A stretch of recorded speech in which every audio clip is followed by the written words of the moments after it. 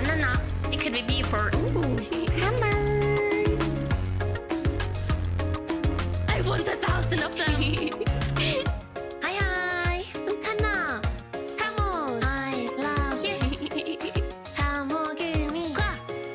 Kanna na na na na na. Hi, hi. I'm Kanna. Camels. I love you. Kamogumi. Kanna na na na na na. The fan name? Kamogumi. Hi, hi. I am a private detective. Call Kanna. I wanna make you laugh every day. I am a genius. Look at the baby Kamo. It's like you when you're in your shell, Kamo. No, what's with the raised eyebrows? I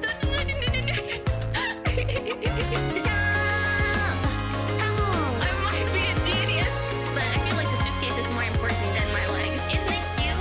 Are you ready? Are you ready? I love you, Camus. I love you. The fan name? Kamogumi. Hi, hi.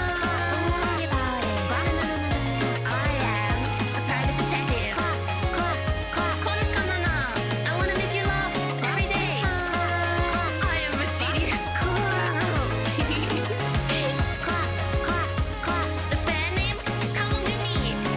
Hi, hi. I am a callback. Call Kanna. I wanna make you laugh every day. I am a genius. It could be B for banana. It could be B for ooh, hammer. I want 1,000 of them. Hi, hi. I'm Kanna. Camels. I love you. Kamogumi. Kanna na na na na na na. Hi, hi. I'm Kanna. Camels. I love you. Kamogumi. Kanna na na na na na na. The fan name? Kamogumi. Hi, hi.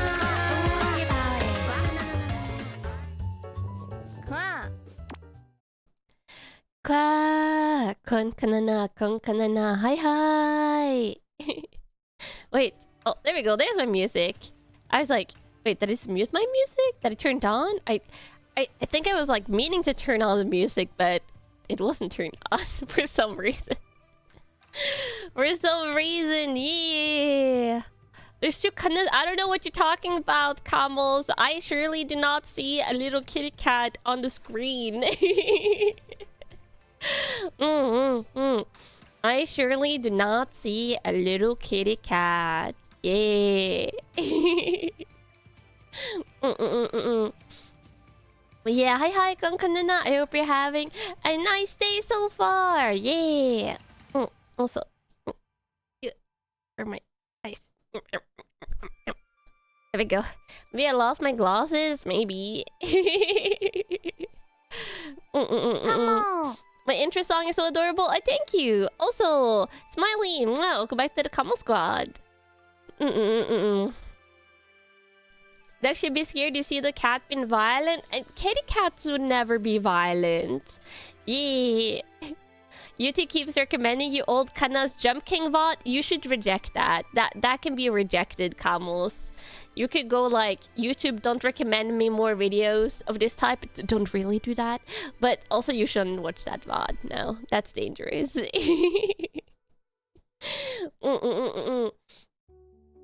You're lifting heavy things today? Ooh, be careful with your back. Lift with your legs, right? That's what they say, like lift with your legs and not your back. I think, yes. To avoid crippling back pain. Yeah, lift with your legs. Okay, it is lift with your legs. If it was lift with your back, that would kind of be contradictory to every time you hear people get crippling back pain from lifting things. Yeah. You should use both your legs and your back like a deadlift. I mean, yeah, you don't want to like not use the upper part of your body, but you have to engage your core vasculature to protect your back. You lift with your heart because Kanna love has made it so strong. Can your heart lift things? I mean, your heart is essential for lifting things because it powers your entire body, but can it lift things? Also, Clam, wow, welcome back to the Camo Squad. 22 months, super Camo. 22 months, it's so long. It's so long. Also, it feels like it's been 22 months since I did a pure chatting stream. You're getting back into doing daily exercises? Ooh, nice. Ooh. Your heart is a muscle, actually.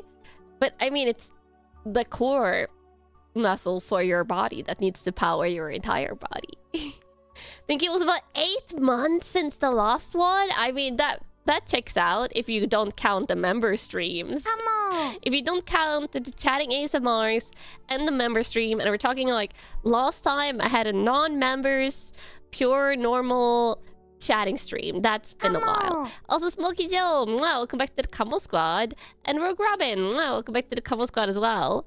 Approaching the 2-year mark. Yes, slowly but surely. Last chatting stream was 20 hours ago. I mean, every stream has chatting in it. We're talking about like last, also non-hand cam. Last non-hand cam, non-ASMR, non-members, just pure, regular chatting streams. Also, Resnick, welcome back to the Camo Squad. Also, do let me know if my BGM is too quiet or too loud and I'll adjust it.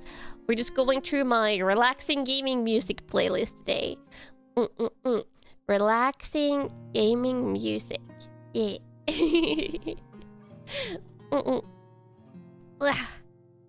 Is never regular with chatting with Kanna. I mean, this is just regular chatting. Can't hear the BGM at all. Yeah, I just boosted it up a little bit. It was a little bit quiet. Little bit quiet. Oh, and Thematic, welcome back to the Camo Squad as well. 34 months. The math on that is crazy. That factors in a little bit of pre-Kanna, old Kanna. Is that crazy? It's crazy. Still can't hear my BGM? Wait, can you guys not hear? You can hear my BGM right if I stop talking. I mean, if I'm talking, I'm going to talk over the BGM a little bit. That's why it's BGM. But you can hear. Okay, we can hear it now. Come on. Is it Green Day again? I don't know, but Soup.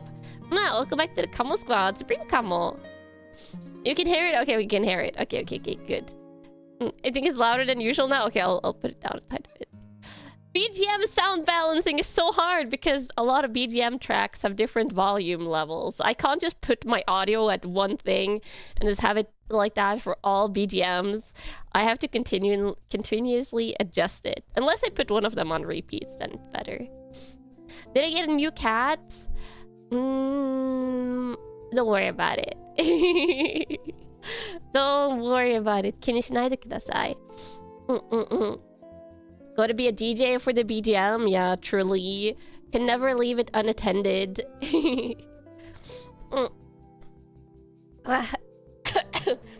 Also, my nose is still a little bit stuffy. It's been like that on and off for months now, but it is what it is. You can't hear the BGM over the sound of the washroom ventilator fan. You know, if you have a fan on in the background, I can't make my BGM so loud that it overpowers fan noises. So if the cat doesn't eat the computer virus, my cats would never eat the computer wires. And a cat that was me would also never eat the computer wires. Yeah. I just figured it would be fun with extra shenanigans since, you know, chatting stream. So Pebble Mart, wow, welcome back to the Camo Squad. Come on. Am I sure? Yeah, I would never, because then I would be afraid that the computers would short circuit and everything like that.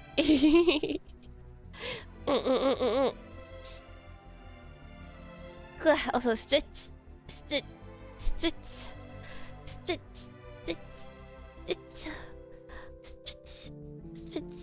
just...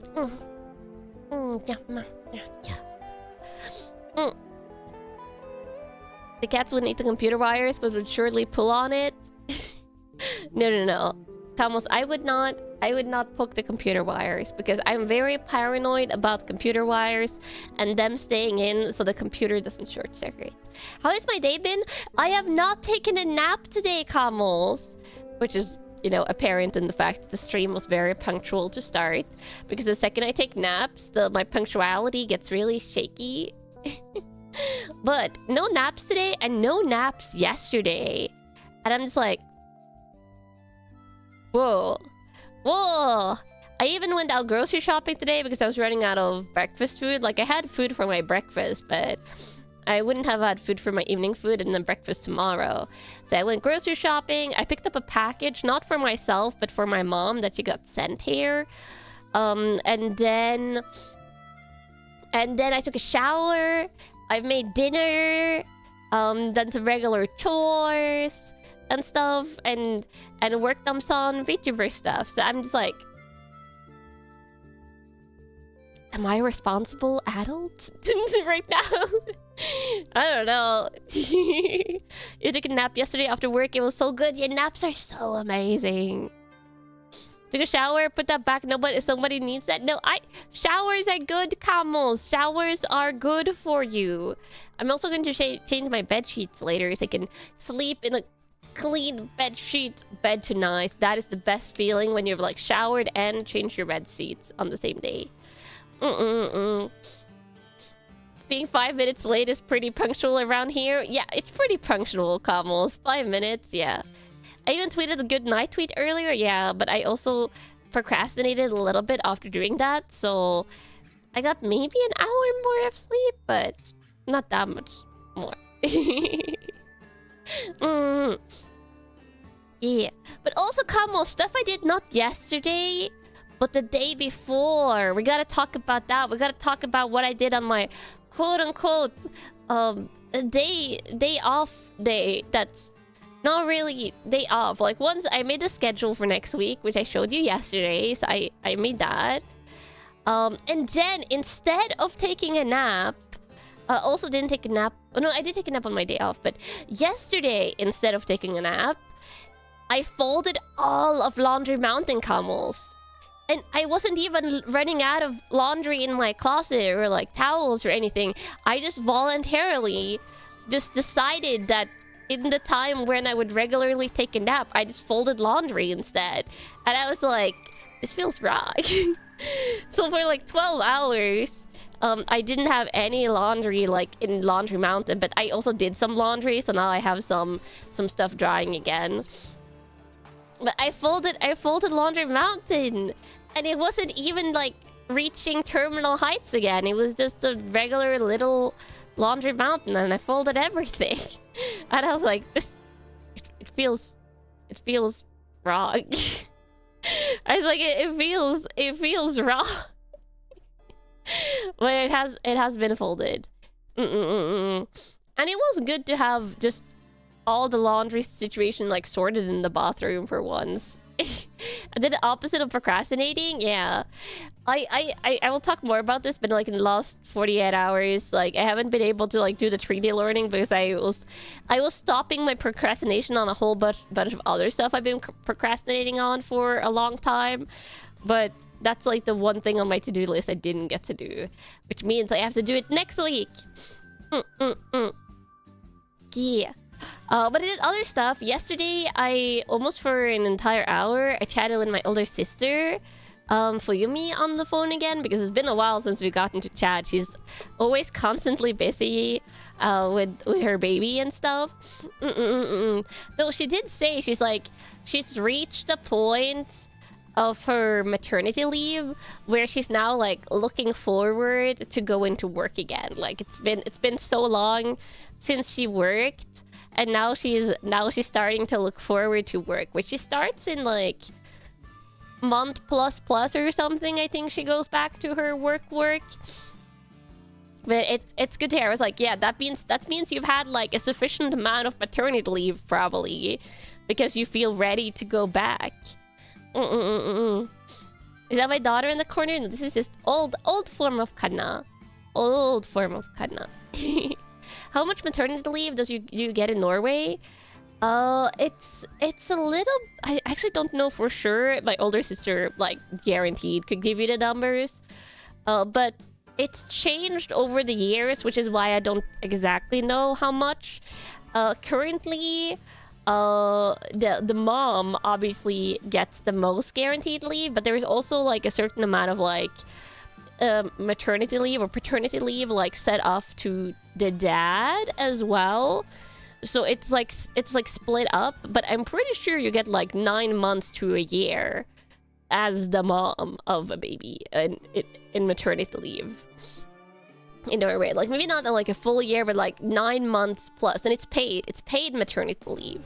And the dad also gets paid maternity leave for a certain amount of time, and you can like split it up, I think, to decide like who takes maternity leave when. It's like up to the parents, but there is a guaranteed amount of paid maternity leave set off for the dad. Does my older sister and her husband take it at the same time? I think he is taking his paternity leave afterwards, but maybe they have taken some at the same time. I don't know. I haven't asked her about it in depth, but yeah. So they're doing pretty well. Though right now, when I talked to my sister yesterday, they all my sister, her husband, and her baby, they're having like a cold or the flu or something. So they're all sick right now. So they were going through it, but it's like regular sick, nothing extraordinarily like concerning sick. So that's, yeah. She was saying like because her baby is congested, like has the stuffy nose and stuff, she basically like isn't sleeping much during the night now, which, you know, as baby already doesn't sleep much through the night, so they're going through it.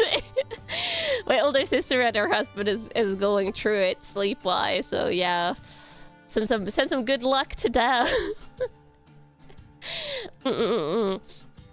But I think she's doing pretty okay overall. The baby is growing. My niece, she's I think she's around like 9 months now. Something, yeah, she's like around 9-ish months, and she's already like standing up and walking assisted on her own because she has a little push cart thingy. She has a little push cart thingy that has like weights in the bottom, so she can't like tip it over. But she's apparently like using that now to stand up on her own. Like my older sister sent a video in like the family chat where you could see like the baby just like using that push cart to stand up and then walking and like pushing it forward on her own. She apparently really likes it, but she can't turn it, so my sister has to like turn the cart around so she can walk in different directions. If not, she just walks until she crashes into something. Don't know enough about baby development to know if that is fast or not. Oh, that's pretty quick. That is pretty quick. She's also like crawling around on her own, not just dragging herself. So she is apparently like moving around quickly. She's so much like her aunt. This is actually pretty funny because she's looking like she has a lot of energy now. And when it comes to me and my older sister as babies, or like as children, as like elementary school children, kindergarten children, my older sister used to be like pretty mellow, pretty like laid back and chill as a kid. And then she kind of got more energized and more active as like teenager/adult, versus I, who was the opposite. I was an absolute tornado in like kindergarten, elementary school, and then I chilled out in junior high school, and I became very geeky and stuff. So I was like super tomboy, super outdoorsy, super like want to do stuff on my own, like just running around 24/7. So I'm wondering if the baby will be more of a chill baby or like a tornado baby. And so she's looking very high energy currently. So am I transforming into new animal girl? No, this is old Kanna form down in the corner. Like 3-4 years ago, Kanna. For nostalgia. For nostalgia. And cuteness. I don't know. I don't know. Cat on stream? Yeah, cat on stream. But yeah, so I was talking with Fuyumi. Oh, and I also mentioned a stream thingy. Because we talked a little bit like about what I'm doing. So I said like, oh, I've been playing Pokemon Explores the Sky. And she was like, yeah, I saw you playing that, because she hasn't really been able to stop by stream, but she sometimes checks my channel. And she also has like really fond memories of Mystery Dungeon. Though she did say she never ended up finishing it. She got like sidetracked and never got back to it. But I also explained to her, I was like, you guys have a PlayStation 5, right? And they do. Like, my older sister does have a PlayStation 5. I was like, did you know that all the old Ratchet and Clank games are on the PlayStation 5? Like, PlayStation Plus thingy, like the online game thingy? And she was like, oh, it is? Because the thing is, I obviously am pretty close in age to my older sister. Like, she's a little bit older than me, but she's not, like, a ton older than me. So we grew up playing the same games, mostly. So most of the games that I'm super nostalgic over, my older sister is also super nostalgic over. So she was really hyped for that. Plus her booty is on the PlayStation Plus too. I need to search again, but it wasn't there when I was looking. And I was looking pretty thoroughly. Yeah. And it changed the games list to A to Z. That is really weird. But yeah, so she got super excited for that. And then I was like, you want to know what I'm also going to play soon? I was like, you want to know, Fuyumi? You want to know what I am hunted down? And I was like, I'm going to play Rabbit King with Frolf. And she was like, Frolf? And I was like, yeah, you remember that frog golf game that we played when we were young? And she was like, oh my god, is that what it was called? And apparently she has also been thinking of it, like, in the last year. But she said she couldn't remember what the game was called. So she was really excited. She said that when I put that on my schedule, I have to let her know so she can put it in her calendar. So she might stop by the stream if I play, or not if, when I play Rabbit King. I gave her that double nostalgia. Yeah. So we're both like geeking out over Frolf on the phone for a little bit. So important it goes on the calendar. Yeah. She said if she don't put it on her calendar, then it doesn't exist. But if she puts it on her calendar, then it's for real.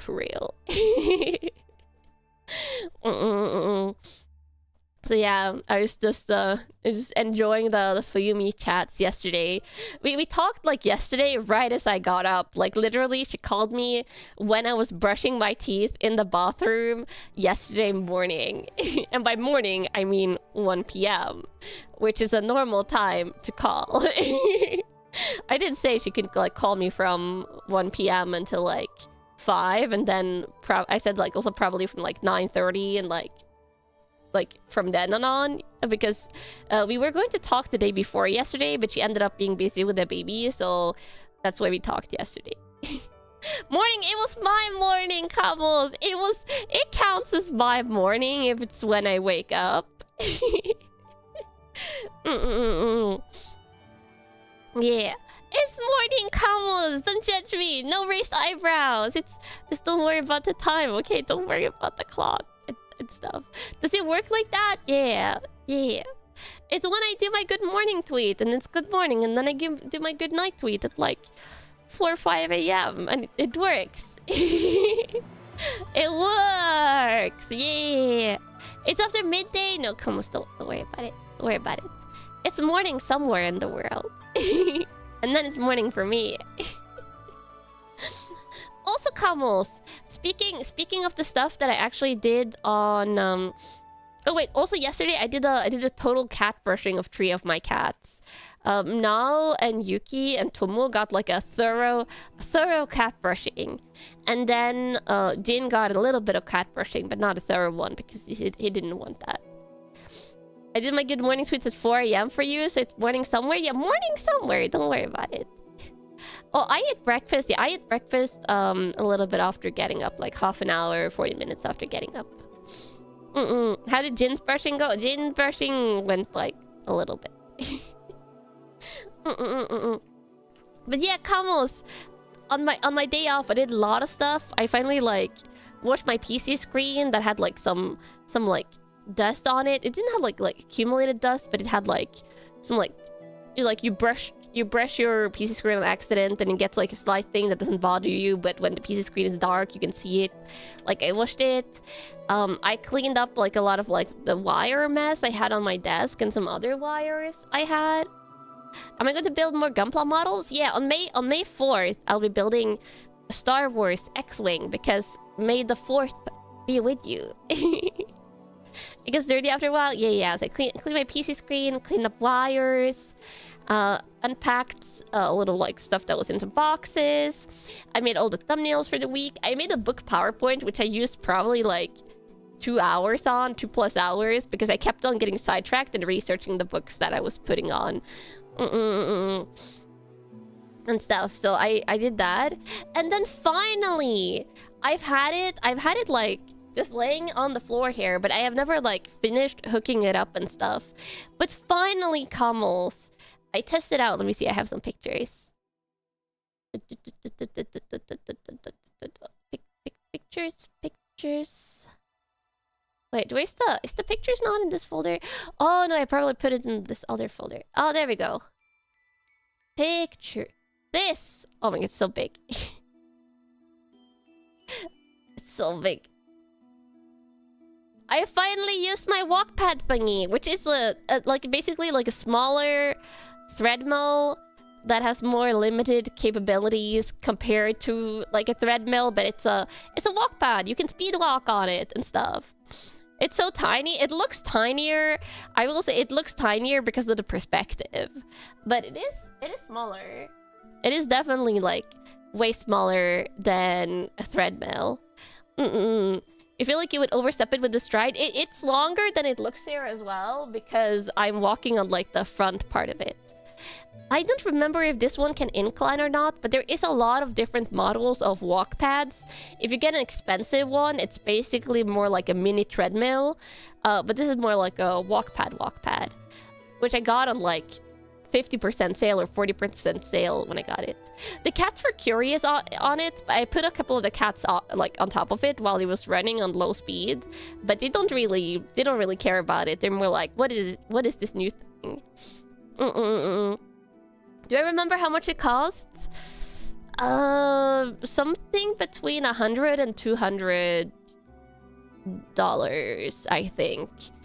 But it also originally, I think it may have cost around $200, but originally it was around $400, or it cost around $100 and originally it was $200. Is it pretty loud?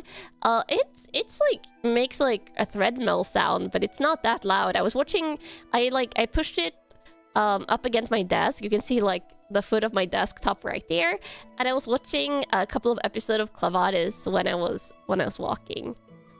Let me see. I also God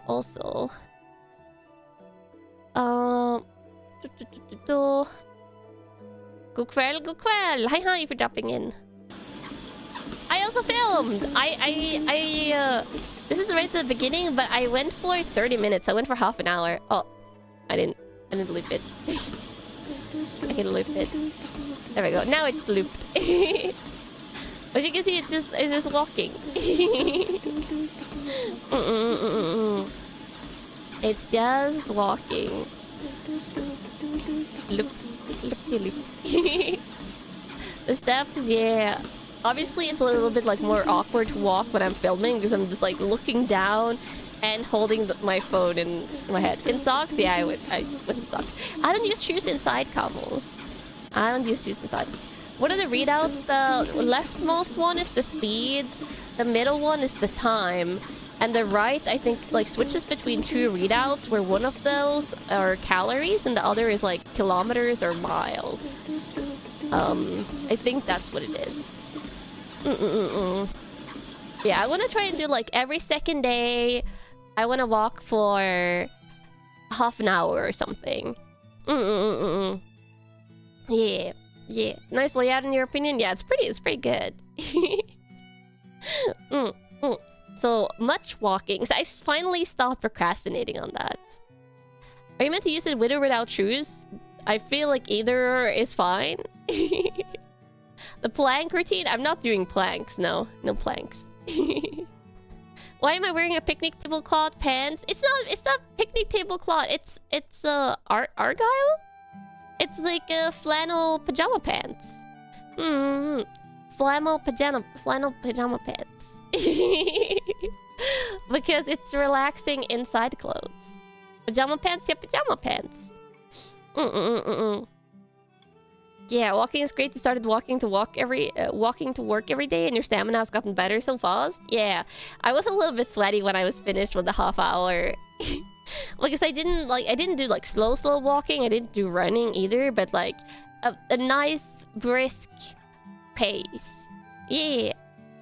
You don't think it matters if you wear shoes or not for this? Yeah, I will say, like, when I stepped off the treadmill afterwards, I was like, oh, my feet feel weird for a couple of, like, minutes before it passed.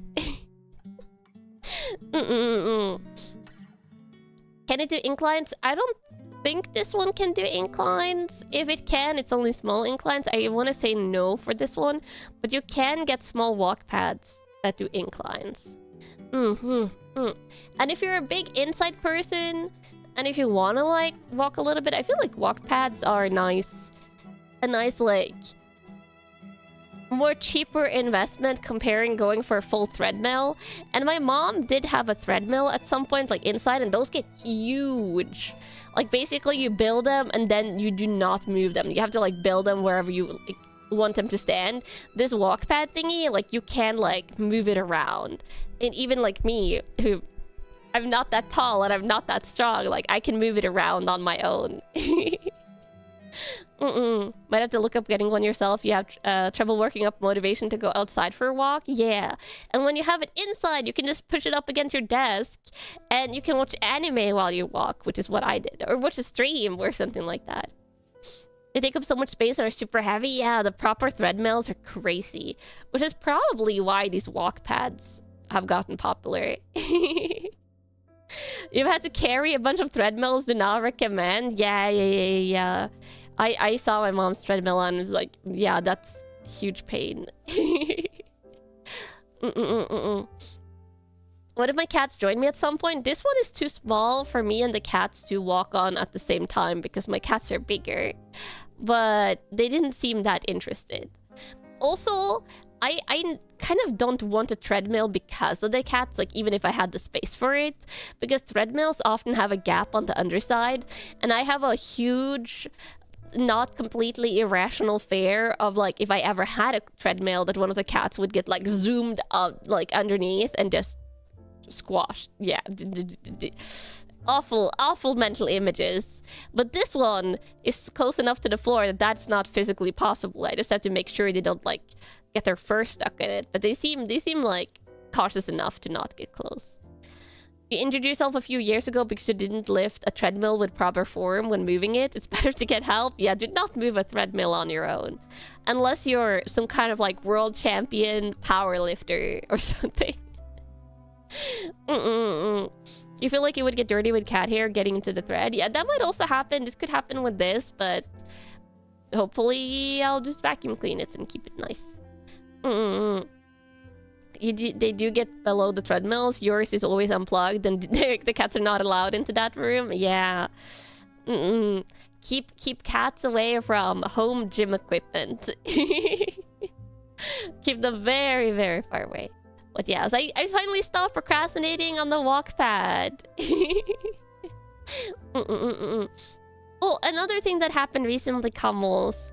They had, I don't know if it's finished yet or if it's still ongoing, but they've been doing like Sanrio character votes and stuff.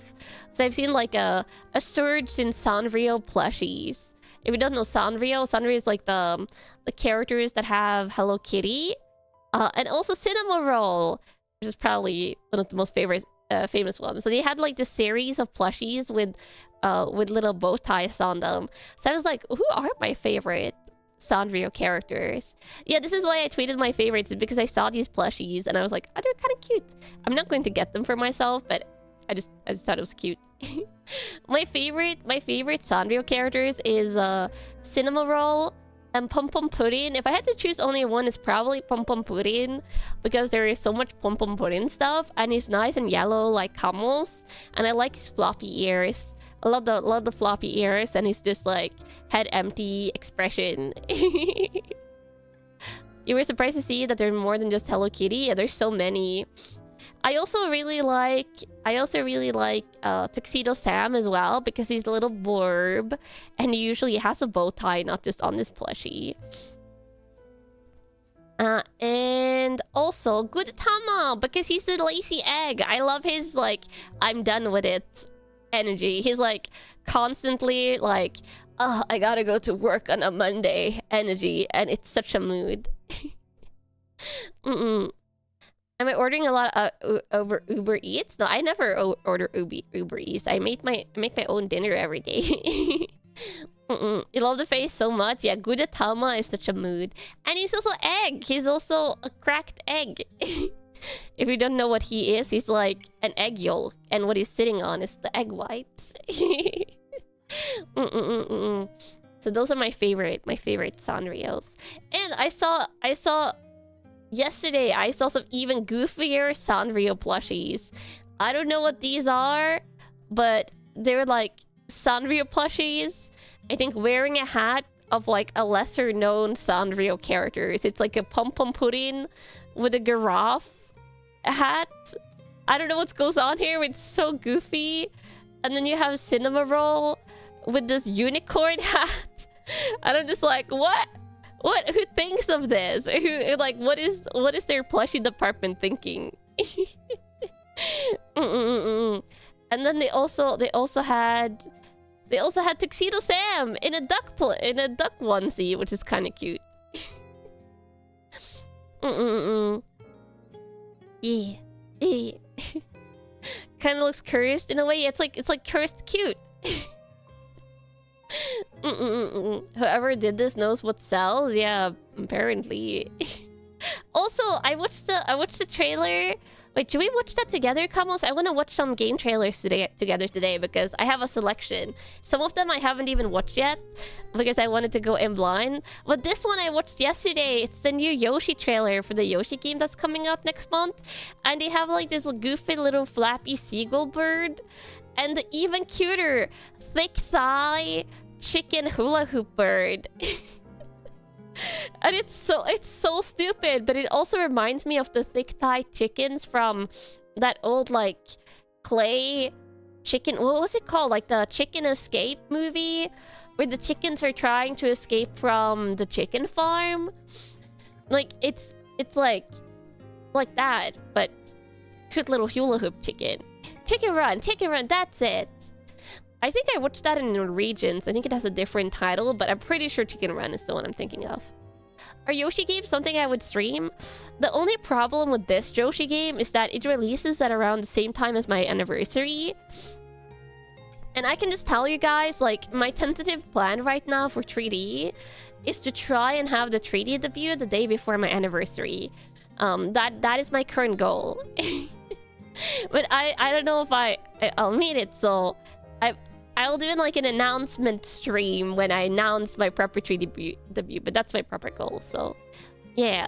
And around my anniversary, I want to play Ratchet and Clank. I want to play like some of these other games like Ribbit King and Ratchet and Clank and stuff, so I'm reluctant to start, but I really am liking the look of this new Yoshi game more than I thought because of all the little creatures. Let me get up some great game trailers though. We'll just watch the Yoshi one.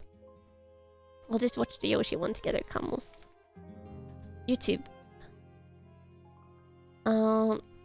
Yoshi trailer. Have I ever watched Free Ren? I watched the first 2 episodes of Free Ren. Let me see. Oh, it's so loud. The volume. Let me fix this, Kamos. Give me a second. Chotto kudasai. You know how it goes. You know how it goes. I already have a source for this. I do not, so studio mode. If you could stay, but it's work time. I have a nice work day, working camels. Oh, Yoshi. There we go. There we go. And then just have to like crop the window properly. Like that? Oh, I think I need to crop it a tiny bit more on the top. There we go. Oh, that's pretty good. I think that's pretty accurate. Hi for dropping in. I am doing good. I hope you're doing well as well. Okay, let me see. So this is the Yoshi trailer. Let me stop my music. I'll put my music over here. There we go. So Yoshi and the Mysterious Book. This trailer dropped yesterday? Yesterday or the day before? It's super recent. Ah, that satisfying click. Ah, Yoshi! Embark on a big journey of discovery. It's so cute! Yoshi and the Mysterious Book. Like, we've already watched the teaser trailer together. Look at all those Yoshis! On the island where Yoshi and his friends live.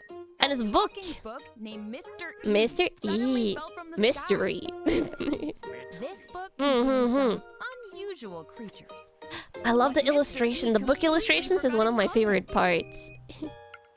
So at Mr. E's request, Yoshi agrees to research the creatures So inside basically, he doesn't know what's like. He has forgotten his own contents, I think. Before diving in, let's go over some action. Oh.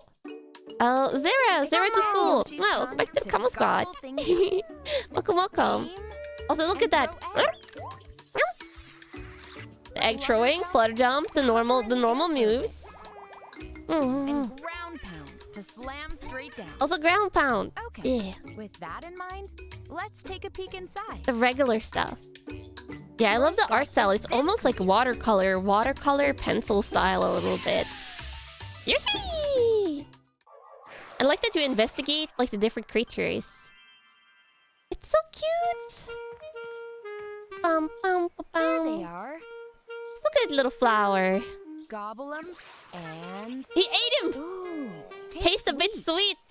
You get these little like sketch thingies as you investigate, which is super cute. Like this. Ever since Yoshi's Woolly World in 2015, all the Yoshi games have been different types of art and crafts. By the way, Yeah, you can do not the a knobs, yeah. A brand new move. Also, you can tail flick now, By doing so, and you can ride you can get the Yoshi. creature on your back. Tail flick for riding. Oh, the flower buds bloom when touched. This is the reason why I kind of want to play this game, is because you get all these cute little investigation thingies, like A sprout the way you pops interact with the enemies or the creatures, rather. up. Ground pound in the water. Yeah, like And the gives all area these different becomes lush things. with grass.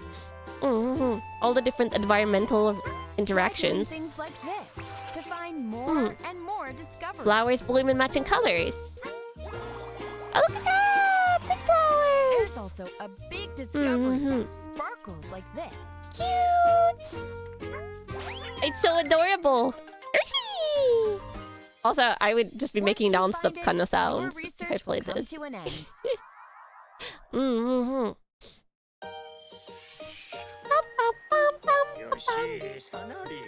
And then you fill out the book.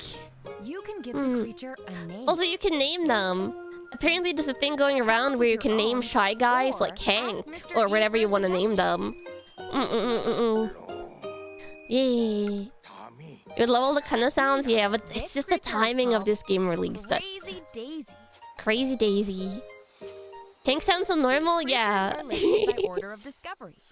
I also look at that. I love all these thingies you're filling out. If you It's so haven't cute with found the a discovery illustrations. yet, it'll appear like this. John, shy guy? You can name them John, maybe. By using tokens you've collected, you can predict discoveries and unlock hints. And unlocking stuff. Books look so cute. Yeah, I love There it. seems to be more to discover about this creature. And you have a magnifying glass even. It's so detective, like whimsical detective. There are even even more creatures Look at inside all the these book. creatures! There's a little like One that sings kappa duck musical creature. notes. A bee-like creature that Little chases bee. you in a swarm. It reminds me of those like And a Halloween fluffy one American that keeps candies. multiplying. Little floof Who knows floofs. what you'll find? It's so cute. It is As vibing, progress, yeah. more chapters will unlock, expanding your research to include mountains. Also, look at that little creature. seasides, Look at the fishing. valleys, There's so and much more. cute stuff. That's the hula hoop chicken. Look, that's the flappy bird thingy. The flappy little. I don't know what this guy is, but he eats stuff. Those are like standing up snails, like uncurled snails that aren't curled. It's amazing. The slime thingy. Like, there's so many little guys. He's eating. He's like eating a thingy. He's eating. There's the hula hoop. Hula hoop chicken. Hey, Also, yeah. Jr. Bowser Jr. is here. Kamek. Of course, Bowser Jr. is here. Comic are searching for something inside this book as well. Kamek. Wonder what it is. Also, big guy. Look at that. Water guy. Lots of variety. Yeah. Look at these little floof clouds. You have a thing. I don't know what this is, but there's so many little things. There's a little splitter. Also, the splitter camels. Little purple cloud, like flamingo, but purple cloud. Available May 21st only on the Nintendo It's Switch so 2 cute. system. It's like Pre-orders cute. are This available aggression now cute. on Nintendo eShop. Also, yeah, this is just talks about Amiibo for the rest of it. But look at these illustrations in the back. There was a cloud. It was a purple cloud. It wasn't just like a purple cloud. It was a purple cloud, like flamingo. It had the flamingo eyes. Extending the final vowel makes everything better. Like, yeah, Camus. Is that Kirby? I don't think Kirby. Oh wait, that's a Kirby. Wait, that's like literally one of these is just a Kirby, like a goofy face Kirby. What is this? Yeah, we have this thingy and a little snail thingy. You have this boomerang, a little like snail guy. Like what is he? He's amazing. But yeah, this is just like a round Kirby that doesn't have hands and has a weird face. It's Kirby at home. I like. Wait, that's just a camel. Wait, that's a camels. Wait, I didn't notice when I was watching this on my own. To the left there, it's literally a black camel. It's like a bigger camel. Literally has the beak, has the round dot eyes, has the little hair, has feet. It's just like, oh god, I want to play this game now and find out how this camel factors in. It's like a shiny camel. Wow, it's so camel-like. Yeah, it's like a raven camel. Like a camel and a raven had a baby. And it looks big, so it makes sense that it's a raven. But yeah, I love all these little creatures. I don't know what this moss creature to the right is, but a ramel. Yeah, a ramel. Not a camel, but a ramel. Raven camel. Ramel. Need to know more about this camel. Yeah. But yeah, it looks amazing. So I'm just like, and then Nintendo has been dropping trailers like crazy because they also dropped the trailers. Well, this one releases May 21st. I'll consider it, Camos. I'll consider it. But they've also dropped other trailers. They dropped... God, where is it? Apparently, this game has been revealed before, but I swear I don't remember it. They might just have done a teaser, but they're making a game called Splatoon Raiders. That's like single-player Splatoon. I swear, this is just flown me by. This is just completely passed me by. But it's like more like grungy Splatoon. I showed it a while ago. Yeah, I haven't deleted that from my memory if I saw it. I like this more grungy look for the main characters. It was announced 3 years ago. It's been in a limbo. Ah, I see. But also, yeah, look at these hairstyles. They're pretty cool. Pretty cool hairstyles. I like it. And you can change your eyebrows. You can have a unibrow. Which is hilarious. I haven't played Splatoon in years. Me neither. Yeah. It looks pretty funky though. Like tempting me to want to play it funky. And I think this is only single player focused. So it's not like a Splatoon 3. Got announced on Splatoon 10-year anniversary, but we didn't get any news. Ah. Also, look at all these salmon creatures. There's a salmon bird. There's chunky salmon. There's some of the more, like, classic salmons from the rainbow. But it seems like you fight salmon in this one. Which is cool. I like it. Splatoon is one of those games you would love to play, but it's locked on Nintendo platforms. Yeah. Believe we can co-op, but now no versus. Yeah. Honestly, I like PvE more than PvP, so this appeals to me. Yeah, this is single player focused. So look at that salmonoid. And there's crafting. There's crafting and stuff, which makes sense because it's single player game. There's co-op online. Okay, so you can co-op. Surprising how much of an impact the salmon made when they weren't even in the first game. The salmon were amazing. Whoever came up with the salmon at Nintendo, they did a great job. But yeah, this one's looking really cool. I'm very tempted by this one. Hope it's not just salmon run, but offline. Oh, this one seems like a full thingy. This one seems very different from the salmon run. Ooh. Also, you have the manta ray. Like you can ride him around. Also, these girls, the blue and the yellow girl. Shiver, yeah, Shiver. And it's coming in July. It's so soon. I was like, from feeling like we haven't heard about this game in forever. They're just like, oh yeah, this is releasing in 3 months. Literally 3 months. Give you Ratchet and Clank vibes somewhat? Yeah, a little bit. Little bit. And I love their like survivalist look almost. Deep cut, yeah, deep cut. Shiver and Fry. And Big Man the Manta Ray. Well yeah, I like the look of this. Soon. And they're just casually like just dropping the rate. the release date. The big manta is called Big Man? Yeah, Big Man. Big Manta. Also man.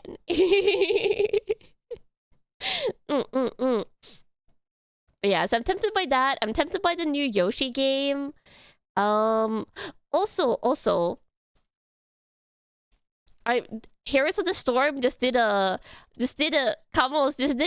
big update. They did a complete artist rework, and I'm just like, why are they reworking Heroes so much? Why are they doing so many updates and so much balancing so rapidly?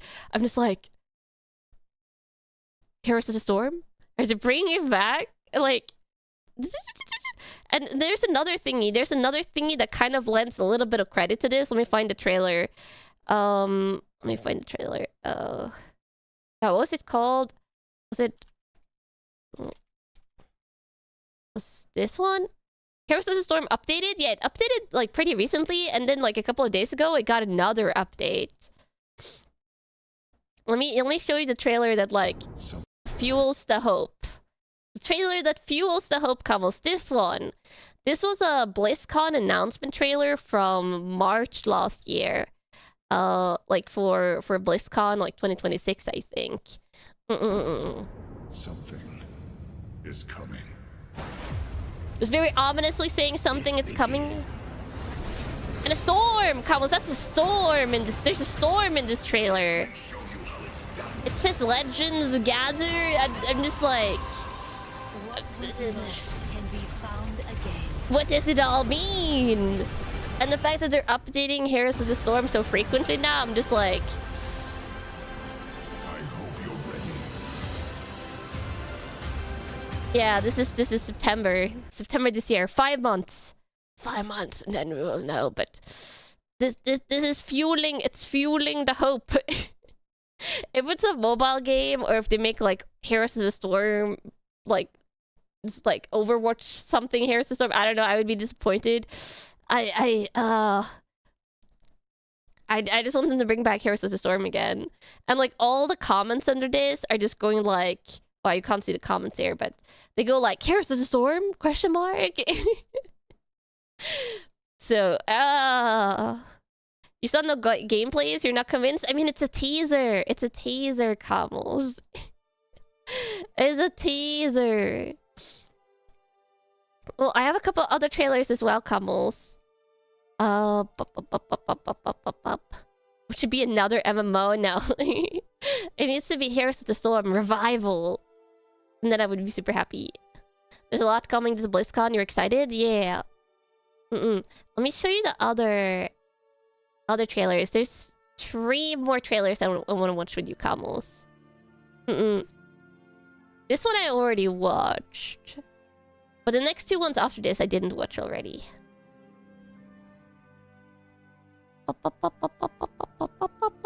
I'm not going to play the other Blizzard games. Only Heroes of the Storm. Maybe a Hearthstone. Hearthstone is my second favorite Blizzard game after Heroes of the Storm. I played it a lot back when it released. There we go. It's the Ingrid trailer. Which I really like. I love her name because Ingrid is very traditional Norwegian name. A code holder? Call me what you wish. Yeah, Ingrid. It's me.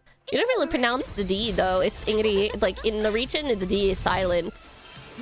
Greetings. I'm not a fan of her new costume though, but her old costume that they also show here, I'm super into. I love her moveset. I don't know. This is making me want to get back into it. I might play this when she drops Camels. She reminds me a little bit of Lily from Tekken. She looks like a Katamari. In this costume, she looks like a Katamari, which is why I like her. I like her older one more, which we'll see it soon here. She looks so energetic. Old lady name in Germany. Ingrid is still used for young people in Norway, but it is also like an older, more traditional name.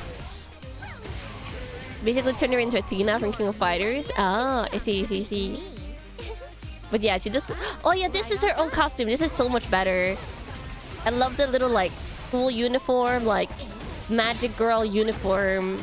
Like magical, like not magical girl, but like magician school uniform look. Yeah, this one is so cute. I want to see it in something like yellow or something. But they usually have multiple colors, so... Okay, has she been in the series before? I think she's been in one other game, right? Also, her supers are super cute. Love the little bun here. Yeah. Oh yeah, a little bit like the Uma Musume school uniforms in color. Also, she has so many projectiles. Kakuyo! She's been in Alpha 3. Oh, Alpha 3.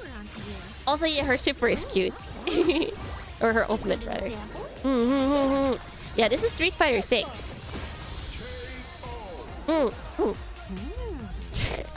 That photo at the end. It's so silly. And she has little guys. Look, I have little camels. I don't know, I feel like she's the Street Fighter 6 character I've identified the most with so far, Camels. I forgot I have an urgent matter. You babysit this one for a while. Also, I love that she makes him babysit the little guy, and then the little guy just hates him immediately. Immediately goes on the offensive. Love the taunt so much, Kamomari. Yeah, like if you got the Katamari like head and you became blue Camels, that's just you guys. I don't know. Maybe I'll play Street Fighter when she drops. There's so many games. We're heading into the summer of game trailers, Camels. It's like gradually starting, which is when I start becoming like, oh, games. Which is probably a good thing that lately I've been playing some older games like Pokemon Explorers the Sky and Dark Souls 2 and stuff before all the new game arc starts. Early summer, late fall. It's the game Onslaught? Yeah. And then literally next week, the new old games, new games, the new games are starting because we're getting this trailer I haven't watched yet. Oh, did I watch the movie trailer? No. Oh, I'm not big of much of a movie person, so I don't watch like much movie stuff. Street Fighter 6 viewer battles will be fun. Yeah. I think this is the final faction reveal that they hadn't done. This is the Heroes of Might and Magic Olden era, and they're showing off the Temple faction update. This is like the full reveal. Look at the Temple faction hub. It's so good with the wagons. Oh, the buildings. And the classic units. Yeah. Doesn't it look good? Just 1 week? Yeah, just 1 week. Oh, and also the heroes. The heroes that you can play as. You have clerics, knights. Peak standard, high fantasy, yeah. I also have a unfettered one. I don't know what's up with her, but she looks cool. We also had a stress test a few days ago. Nice. Whoa, she was not covering much. Much more grand music than you were envisioning. Really upping the Heaven Fate team. Yeah. What game is this? This is the new upcoming. It's dropping in early access next week. It's the upcoming Heroes of Might and Magic game, but it's going back to the old style, like modern but old style. I love the classic look. Let's switch over to the units though. Yeah, they have Swordsman. Swordsman is first tier unit here. You can kind of see them circling around. I'm not going to look at all of these. They show off like all the 3 tiers. But you have Swordsman, Guard Captains, then you have Crossbowmen, which is second tier. Feels very, very, very classic. With and without... Oh! Increases radius. That's pretty cool. Yeah, they show off all the abilities and all the different things they can do. And then they have Griffins! I love Griffins.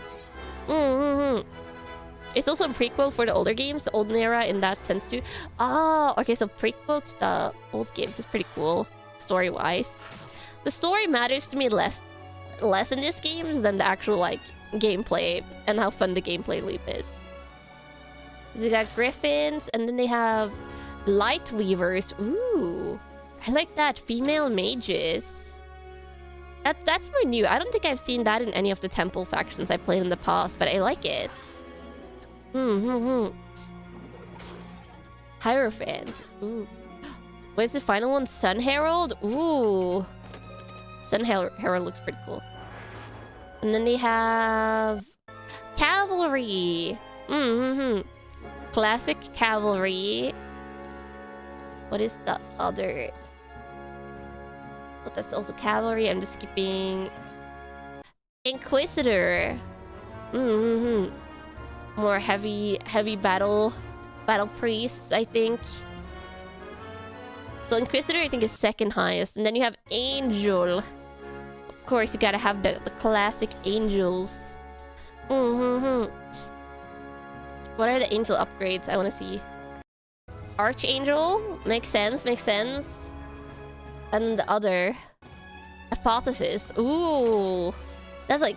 almost like tech angels a little bit. I don't know. This is looking so good, Camels. I'm really hyped for this. We're playing this next week, as you know. Next week on the 30th. Yes. Much hype. Normally you go with the nature hippie factions, but you're really digging this one. Yeah, I will say they have a showcase for the like the regular elves, like the nature elves. For me, they have too much like cutesy creatures in it. I wanted them to have like more elves and more like treants and like stuff like that. But we'll see when I play it, like what I actually end up liking the most in action. But I'm super hyped for this. And then there's one more trailer for a game that constantly refuses to give me release dates, even though they keep on giving new trailers. I didn't watch this one because I wanted to go in unspoiled, but I skipped through the end to check if they had a release date for it. It does not. And it is... There are no ghosts at the Grand, which is one of my most anticipated upcoming games, because it's literally like crime scene cleaner and like Power Wash sim merged with funky music and investigation and eldritch horror and detective stuff. Like it's like they made a game specifically for me. Yeah. This was from the Xbox Indie Showcase. They showed off the new trailer. Hey, I'm Chris. A few weeks ago, I inherited 2002. Okay, so that's the setting. Father I never really knew. Oh, this is more a story trailer then. I must have meant something to him. Because he left The demo was fun, this. kind of buggy. I gotta test out the demo to see if it actually will play on my PC. It's a bit of a fixer-upper, sure, but you know. Look at that! You fix stuff. You shoot stuff to fix stuff. It's amazing. I think I could really turn this place around. Do some painting. Do some cleaning. A little patience. And maybe a few new friends. I think everything's going to turn out just great. Yeah. I like the look of the town. The only problem is, I'm not who I say I am. Oh. There's something else I need to do here. Oh. Something hidden. I'm not here to renovate and decorate. Okay. I'm here to investigate. Wait. And to help me, I've got a talking cat. You're the one doing all the talking here, mate. Does that mean the main character is literally a detective or an investigator? And the talking cat is the companion? Oh my god, that's amazing! That's amazing, Combos! It's even more a game just for me now! And a set of power tools. And power That tools. also talk. Well, hello The there. power tools talk. I'm Robert C. McBrushy. It's Scottish. Power tools is Looks Scottish. Like you're about to do some renovations. Mm-hmm. Can I help you with that? It was made specifically for me. Ooh. Oh. So by day, I play the part. Play the part by I'll store day. the hotel, help the locals, be the nice guy. But by night, I'll search every corner of this town. Ooh. Ooh. And they have funky music in this one. Those are some small stairs. Yeah, they're claustrophobia stairs. I don't know. This looks so fun and charming. Decorated by day. Can the power tool not talk? If the power tool is Scottish, it can talk as much as they My father want. knew there was something wrong with this town. Whoa. This hotel, these people. The people? Oh. I wouldn't trust Are they anyone. evil? I'm not sure I trust you either. Is our I cat know what evil? happened to him. But room by room, shop by shop, street by street, I'm Ooh. going to peel apart these lives. Mm-hmm. Yay! Tentacles! Mm-hmm. Not the cat? Yeah. Oh, spider things! Things that are spiders! Ooh! Spider things. Ooh.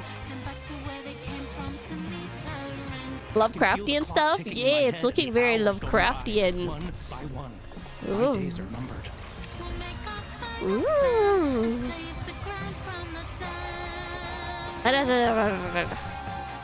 It's like the mini golf course became spiders. Yeah. There's no release date yet. Yeah, a musical Lovecraftian renovator. This game is looking so exciting, but it's constantly in a state of like more trailers and no release date. Needs to be more whimsy. It looks plenty whimsical. But yeah, so that was all the game trailers that I wanted to watch with you, Camels. I already have that wish listed on Steam. But yeah, much exciting game stuff happening. You hope this one is as good as it seems? Yeah, me too. There you go. It has everything a duck detective could need. Yeah, truly. It has a little kitty cat that may or may not be evil. It has investigating, apparently. And also renovating. And funky music. And it seems nice and groovy. Nice and groovy. Which I like.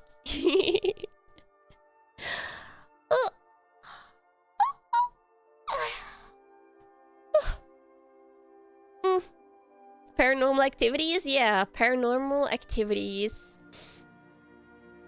It might have jump scares for you, Camels. Because of the horror stuff. Possibly. That trailer made it seem like it might have jump scares. Oh, thank you for the headpats, Camels. Arigato ne. You need horror to be jump scared? Oh, true. For you? Yeah, jump scare just for you. It's the jump scares are never for me, Camels, because they freak me out. But I know you appreciate a good jump scare, so you know there's that. And it doesn't seem like you're getting too many jump scares out of Alien Isolation, so you gotta get your Kanna screams from somewhere. Since Alien Isolation is more of a thriller game than a horror game. At least until now. I don't know how that game will develop, but I have it like very solidly classified as a thriller game in my mind now, not a horror game. Do you enjoy your Kanna noises? Yeah, much Kanna noises. To be fair, I only started it. True. The Dola alert sure jump scared me too. Yeah, that's because like in the thriller, you're on edge all the time. So like sudden things jump scare you, but wasn't too many sudden things, and the alien was very loud, so he was easy to hear when he was going to kill me. One big reason it's not as scary is that I'm not using a mic and a headset. The thing is, Camels, I can be silent when I play games. It's just not going to be entertaining for you guys. And I can, like, if I'm not talking, if I'm, like, silent, if my mouth is closed and I'm silent, and I get jump scared by something, I do more, like, of a... Like, you, like, suddenly, like, flinch backwards. Like, I can stifle my sounds into flinches. So I could do that game with, like, the mic and stuff on, no issue. I can do it with a mic, no issue, but you guys were just seeing me, like... be completely silent and occasionally flinch. I think it would be a way more boring experience for you, but it would be the same as if I was like doing what I'm currently doing, where I'm not using the in-game mic functions, but I get to talk instead.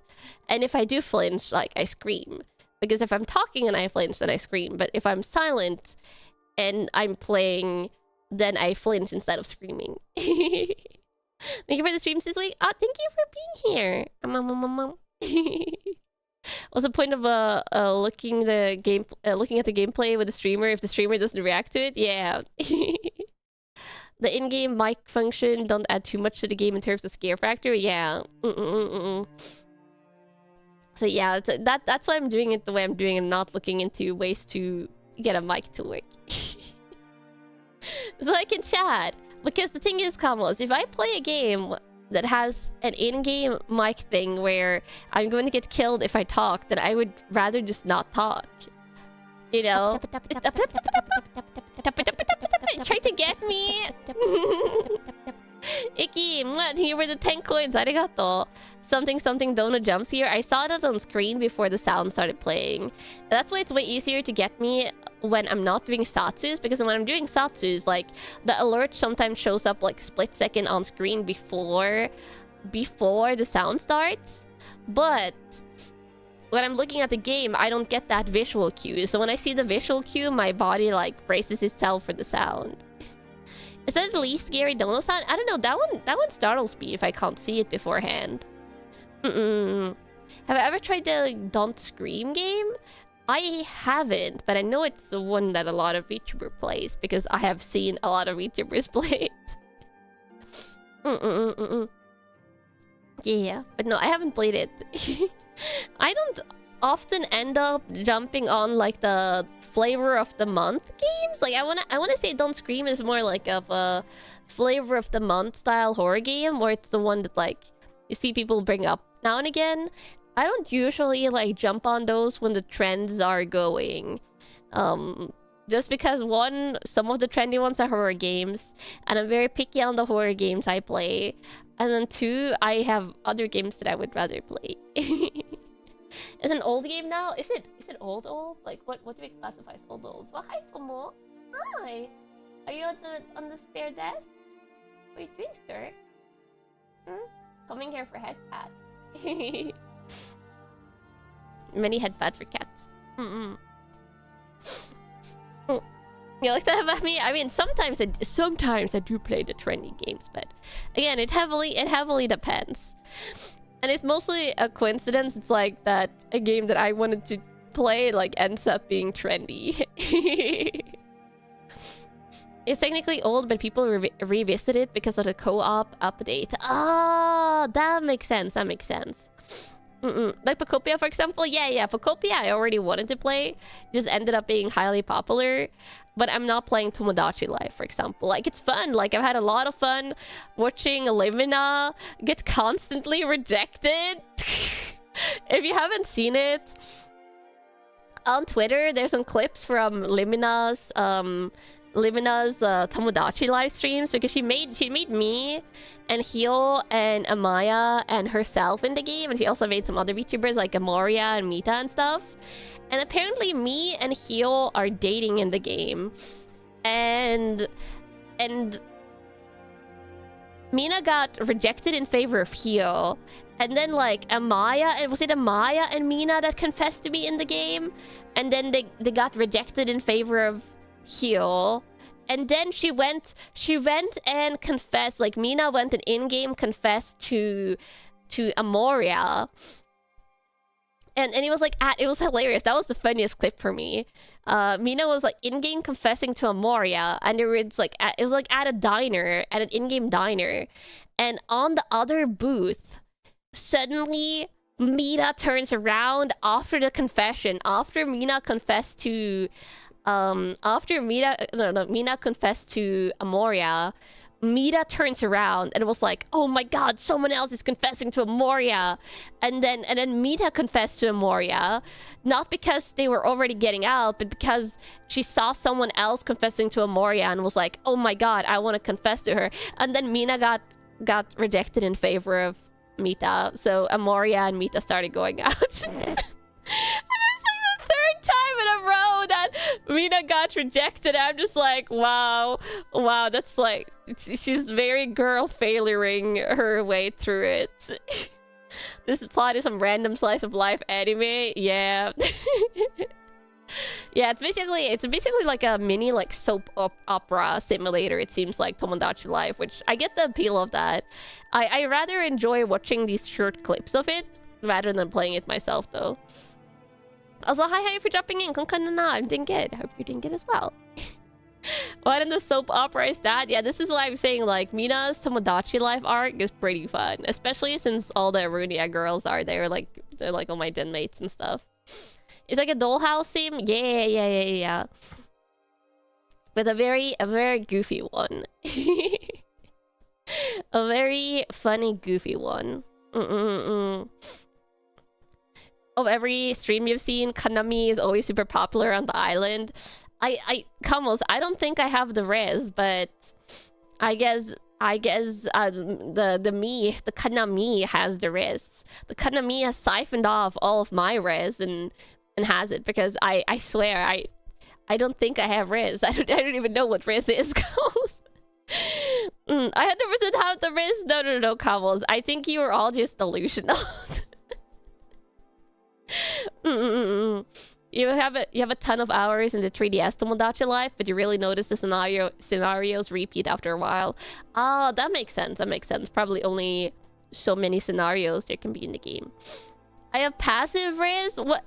I see. But I guess it's like a stat that's like I'm oblivious to. Yeah. I have res. Kamos, I think. I don't know. I don't think so. I think I'm just... If I do have it, I'm just very oblivious. I'm very oblivious to any, like, romance thingy. And when VTubers have asked me if they can have, like, a kiss or something, I'm just like... I don't know about that because like you can have hugs. I don't know. I know some VTubers get married for fun and stuff, but I'm just like, you know, we can be friends. You can have a hug and things. Yeah, and things. Yeah. I'm not handing out kisses willy-nilly.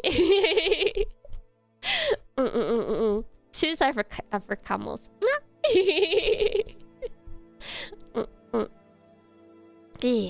Playing hard to get only emboldened and further. It's not playing. It's camels. They can get hugs and be friends. Only for you. Only for camels. Camels get them, and then other VTubers gets hugs. I think that's a fair distribution of stuff. Yes. Well, also comments. I've been playing Pocopia. I feel like my Pocopia island is finally starting to become a little bit pretty. I finally made like some prettier areas, but they're all very disconnected. And I keep trying to like terraform, but you run out of materials all the time. So I made a new storage building. I want to show you guys what I'm making so badly. But I haven't found a place in my schedule to put Pocopia in because I have other games I feel like I should finish instead. And I haven't gone back to the starting islands. I'm mostly working on the what you call it, the Camo land, the Palette town, Camo town. I've mostly been working on that when I've been building stuff. Though it's still a mess. It's still like partially a mess, but it's less of a mess. Because it takes forever to gather materials and do things. So I haven't really done anything. I'll show you at the end of this stream. The problem is I would have to hook up my PlayStation. Not PlayStation. I would have to hook up my Nintendo Switch to the capture card. And I like doing that before I start streams because it tends to be a little bit buggy with OBS when OBS is already running. So I think I'll just schedule a separate stream from it. Maybe at the end of May. Hopefully I'll have done even more progress then. Or if they do another seasonal event, maybe I'll stream that. Did I build any of the more legendary bird builds? I did not because they're ginormous. No, I've gotten a second legendary. I told you guys I got Entei last night when I played last night, and I went to the Dream Island, the Mystery Island. I got Mewtwo, who was the legendary I wanted the most because I really like Mewtwo. So I finally have Mewtwo now, and he lives in my new storage building, so he can be close by, and also because I didn't have a proper place to put him in, so he lives there. Well, Entei lives in a share house with Zapdos. It's the first time you're chatting here and it's being so comfy. Ah, that makes me so happy. I hope you have a good time here from now on and forever, or however long you would like to stay. He lives in storage. It's a very pretty storage building, combos. He lives in a pile of plushies. That's the habitat I put him in. I put him in the pile of plushie habitat. Yeah. Though if I get any other legendaries, I'm probably just going to put it in the share house. I think I have one more space in the legendary share house because I think I also put Hunchcrow in there. Yeah. I've been trying to build some more Pokemon habitats because I haven't really built many of those. I'm still missing a bunch of Pokemon. You heard he's hard to get because it's pure gacha? Yeah. Basically, the way you get those legendaries is you go to the Dream Islands. And each of the Dream Islands has a respective legendary that has a small chance of turning up there. So the first Dream Island, I think, is the one that can have either Raikou or Suicune. And then the second one has, again, Raikou or Suicune.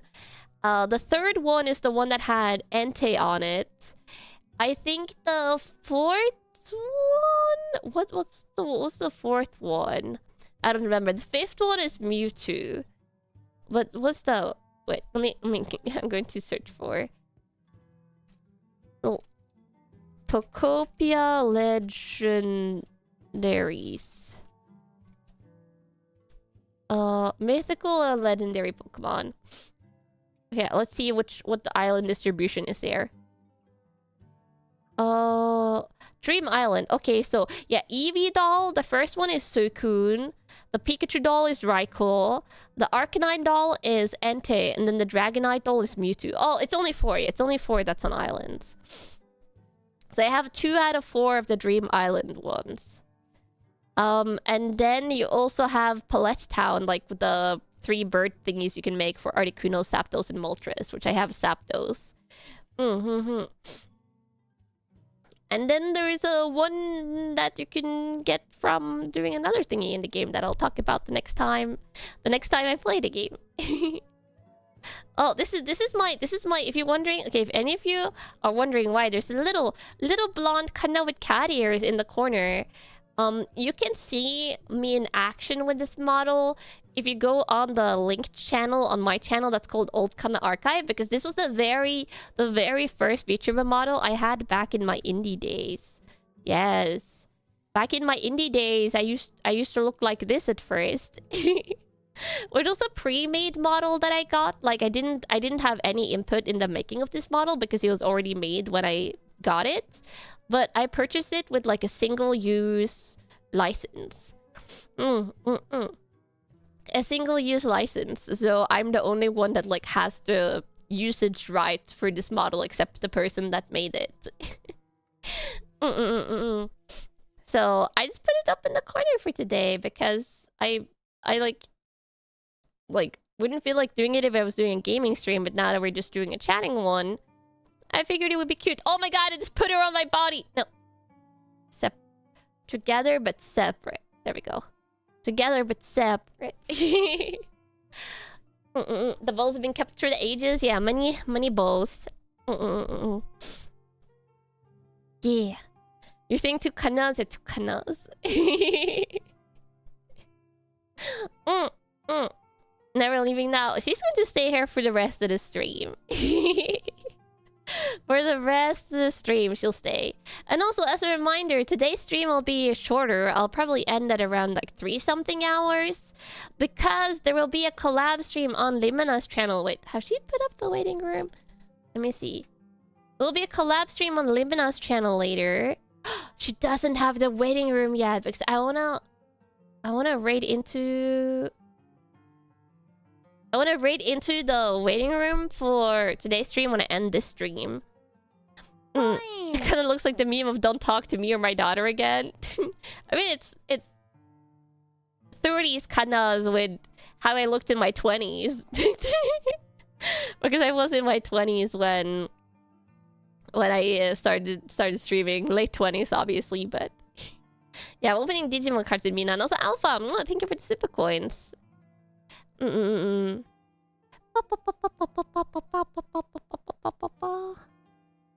me see. Also me.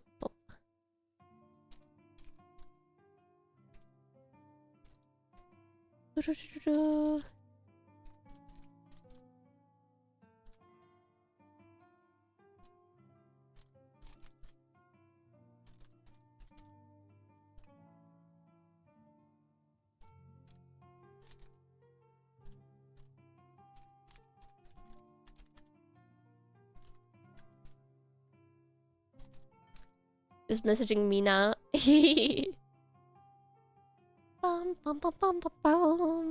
Hag.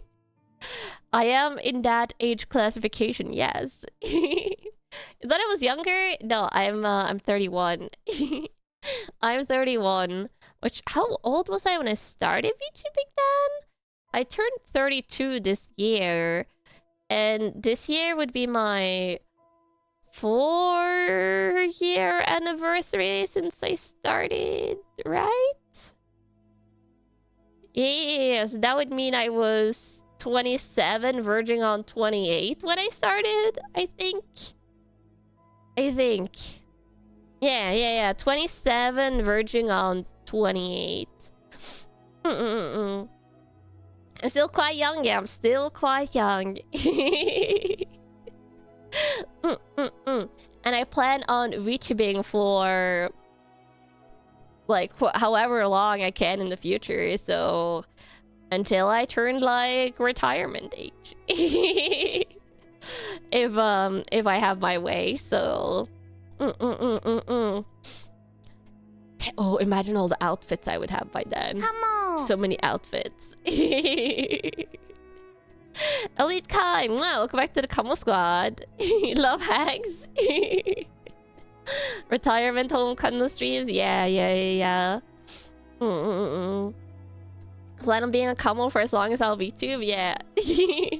That will be many months of being Kamos.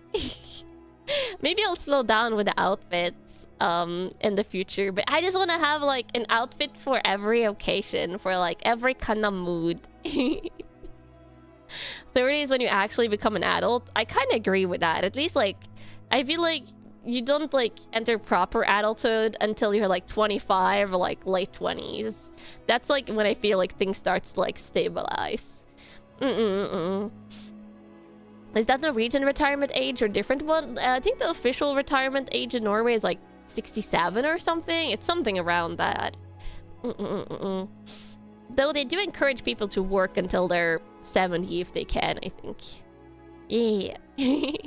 Imagine reaching 100 years old and having a record for being the longest ongoing VTuber. I mean, there's VTubers that started before me that are still ongoing, so... Heavy competition for that. 67, come on, 67 is a number. Can get goth Kanna at some point. Ooh, that would be cool.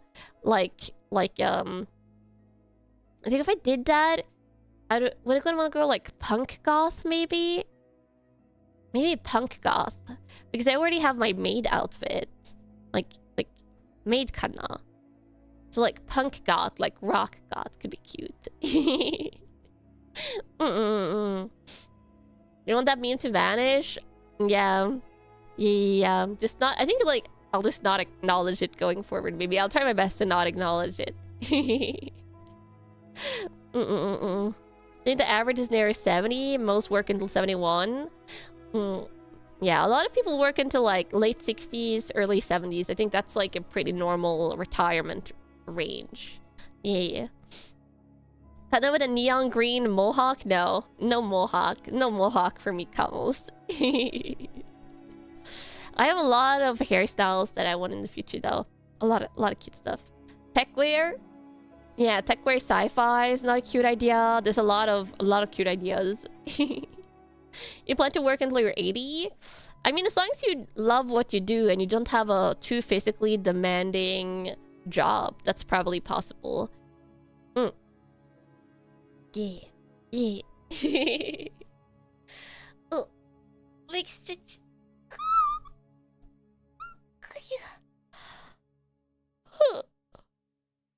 Want to scale back to part-time when you hit your 60s? Yeah, I feel like if you can work part-time when you're older, that's probably also pretty good. No, there's a lot of professions where I feel like it would be hard to work at in your 80s. Like if you have a, let's say like you're a welder or a diver, like deep sea diver, deep sea repair work diver. I feel like that has got to be a profession you don't work to into your like 60s, 70s, or if you are in that profession, you no longer have like the active diving tasks. Like there's a lot of very physically demanding professions which I feel like are heavily a young person's game. Yeah, I already have a JoJo toggle. Yes, I do. I do have this. I can do this. Yes. I can indeed do that. You're back. Hi for dropping in. Kanna. Having a JoJo toggle when you haven't seen JoJo is wild. There's so many VTubers that have toggles for stuff that they haven't maybe seen the like source of, so I feel like it's completely fair. Big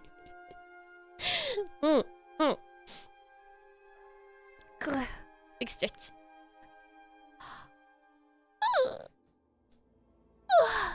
Many saturation divers age out or move to supervisory roles in their late 40s or early 50s. Yeah, that makes very much sense. Very reasonable. Because those jobs seems terrifying and highly physically demanding. And saturation diving is probably one of the professions that's like the furthest down on the list of jobs that I could ever consider doing. It is claustrophobic, deep water, darkness, like deep pressure environment. Like there's just so many combinations of things that are terrifying or absolutely like bone-chilling hard work and like tough on your body. So yeah, no. Very cool, the people that do it. They have a lot of bravery, but very much not for me.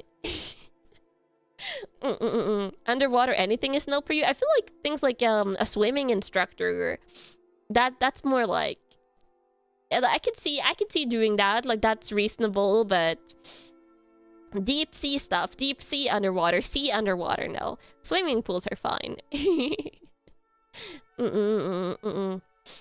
You're heading out? Oh, have a nice day for leaving. How about flooded mine diving? Oh, that's equally bad. The cave divers and the cave crawlers, like the people that go into the narrow. Oh God, I'm like my body is recoiling. Combos. I felt like a chill go down my neck. Oh, I read some like cave crawling, cave diving stories recently, and I was like, oh, God, it feels physically painful to read about it because no, Can I do bouldering? Oh, I've done bouldering. Like if you're asking like rock climbing, bouldering, I've done that a couple of times. I actually quite like rock climbing. Every time I've tried it throughout my life, it's been very fun. That's so dangerous. Pretty much no one should do that. Also, hi for dropping in. Yeah. Don't forget the Nutty Potty incident. I think that might have been one of the ones I read recently. Yeah, it awakens your claustrophobia. I have pretty bad claustrophobia, Camels. Not like I can't go in an elevator claustrophobia. I'm fine with elevators, but I don't like things you have to crawl through or like underground enclosed spaces. Yeah. Yeah. The one cave diving you dislike is little tiny caves. Yeah, that's cave diving is always like little tiny caves. You're new here? Oh, welcome. If you're new, I hope you're having a nice day so far. You're not claustrophobic. You think you're thalassophobic? Oh yeah, the deep ocean fair. I have all of that. all of the fairs. And also very scared of the dark. I'm very scared of the dark, Camels. I've always been scared of the dark. I'm also scared of heights. And I'm scared of like I do not go close to like the edges of things. If you're going like mountain hiking and things, the people that go close to the edge and like look down and it's like, no, I will stay 10 meters away from the edge. Things. Deep Ocean Fair. I have a lot of fairs, but I feel like most of them are highly reasonable, Camels. It is reasonable to be afraid of heights and then also being afraid of standing on the edge of mountains. But at the same time, like you guys know, Norway is a very mountainous country. Norway is very mountainous. Like there's a lot of mountains and valleys and fjords and stuff here. So there's quite a bit of mountain peaks and like mountain outcrops that are heavily popular with tourists. And there's one called, God, what's it called? There's like one place that has like a flat like mountainside outcrop thingy that's very popular with tourists, especially for taking photos and stuff. And every single year during like the summer season, I see pictures of tourists like sitting on the edge of that or like hanging off the edge and stuff, and just like, are they just insane, crazy? Preikestolen? Oh, it's probably Preikestolen. It's probably that thingy. I forget the name. We have so many mountain thingies in Norway. But that thingy, like the pictures, let me Google it actually. I'm pretty sure it's correct though. Preikestolen. Tourists. I'm googling this in Norwegian. Yeah, that's it. Yeah, Google that thingy. If you want to Google like the voices said, the Preikestolen, and you Google like the Prickstool and tourists, and you just go and Google images, and you see what I'm talking about, I don't get like anyone that is like anywhere near comfortable being close to the edge of that, but it's so popular. Like, to me, anyone that's like 3 meters, 2 meters, 3 meters close to the edge, they're all insane. They're all crazy because it goes straight down. This thing is so high up and it goes straight down. It's like a straight sheer drop. Oh. Yeah, no. I'm looking at it. Okay, the pictures, close them down. Close down the pictures. I'm not looking at it anymore. It makes me... It feels like I get like physically unwell. So yeah, scared of heights. You sure they love the adrenaline gives them? Probably. Yeah. Every year, rescue service has to spend millions rescuing tourists in high heels to go up there. Yeah, rescuing tourists that have hiking mishaps in Norway is pretty common all the year round, actually. Yeah, I will say though, I have like looked over the edges of some things that are higher up, but usually it's the building. It's like buildings that have like super solid railings, like places that have really solid railings. And it's not like I would sit on the railing or lean on the railing, but then I can like stand next to the railing and hold it and then like look, but not necessarily look straight down because that no. But like taking in the view and looking in the distance and stuff. You would be one of those looking over the edge. Wow, the adrenaline junkie camels. I see you. I see you, adrenaline junkie camels.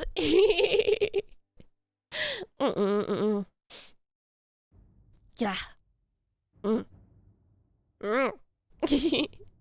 need to get your adrenaline junkie stuff out in video games so you don't get yourself hurt in real life. Or at least be careful and wear like, I don't know, a climbing harness. You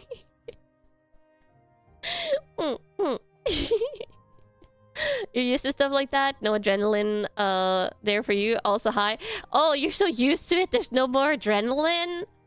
Oh, that's when you see people starting extreme sports to chase adrenaline. They're like, oh my god, to get my adrenaline high, I have to jump off a mountain in a squirrel suit and flying in a squirrel suit over the landscape. That's also terrifying. Also, don't do that, Kamos. That looks very dangerous.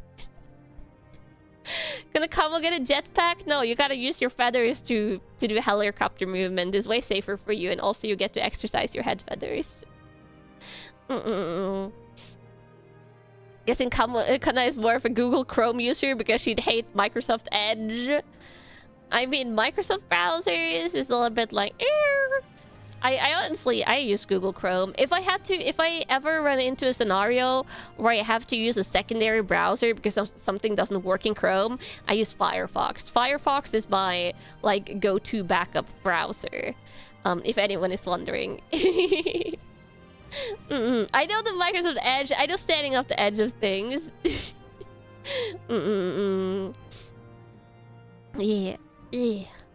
Those people that go through with the squirrel suit through holes in rocks. Oh, that's even more dangerous. That's the good way to go splat on the side of a mountain. You almost did cliff diving once. A bunch of people were doing it, but the water looked very questionable. Looked to be a very questionable depth. Your survival instinct saved you from trying. Good. Firefox is your primary, Chrome is your secondary. Yeah. You just use Edge because you're too lazy to change at this point. You know, that's understandable. I understand the laziness, but yeah, I do Chrome and then Firefox. If I had to switch over to something different, I would switch to Firefox. That's probably the way I would go about it.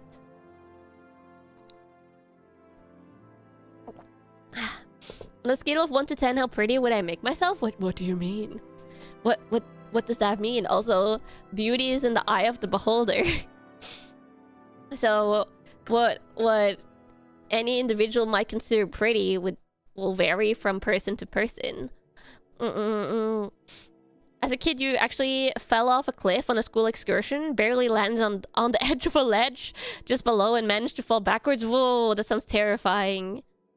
I'm in 11. Oh, you're so sweet, Camus. Mama. You're so sweet.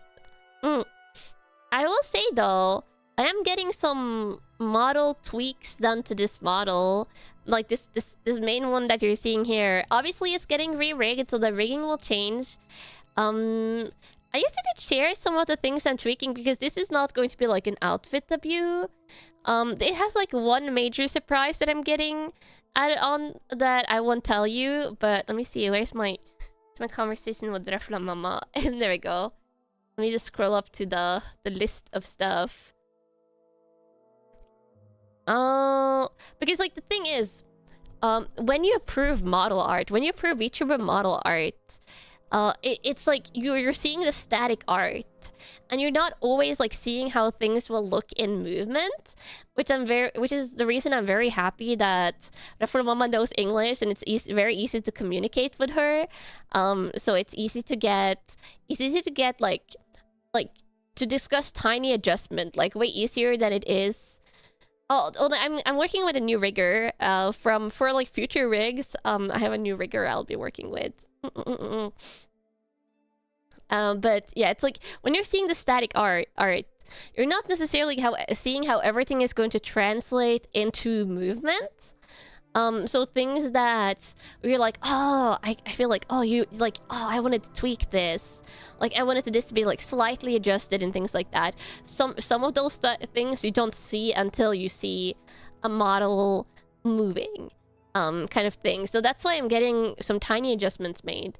I also have booked the slot for a new outfit with Refla Mama, that she's going to make this summer, but the tweaks will come first. I can tell you some stuff though. So one thing that I'll be adjusting is, I gotta switch over here. Mom, I'll be adjusting the hairline on this here, because in movement, the hairline goes a little bit far up. So it'll be adjusted downwards, like very like this forehead hairline that you see up top here. Like this, the hairline will be adjusted a little bit down. So that'll be adjusted. Tic-tac-toe forehead. Yes, you can't tic-tac-toe on my forehead. It'll be adjusted. Yes. I'm adjusting it, Cobbles. You can't play tic-tac-toe anymore. Monk. Well, yeah, so I'm getting that adjusted.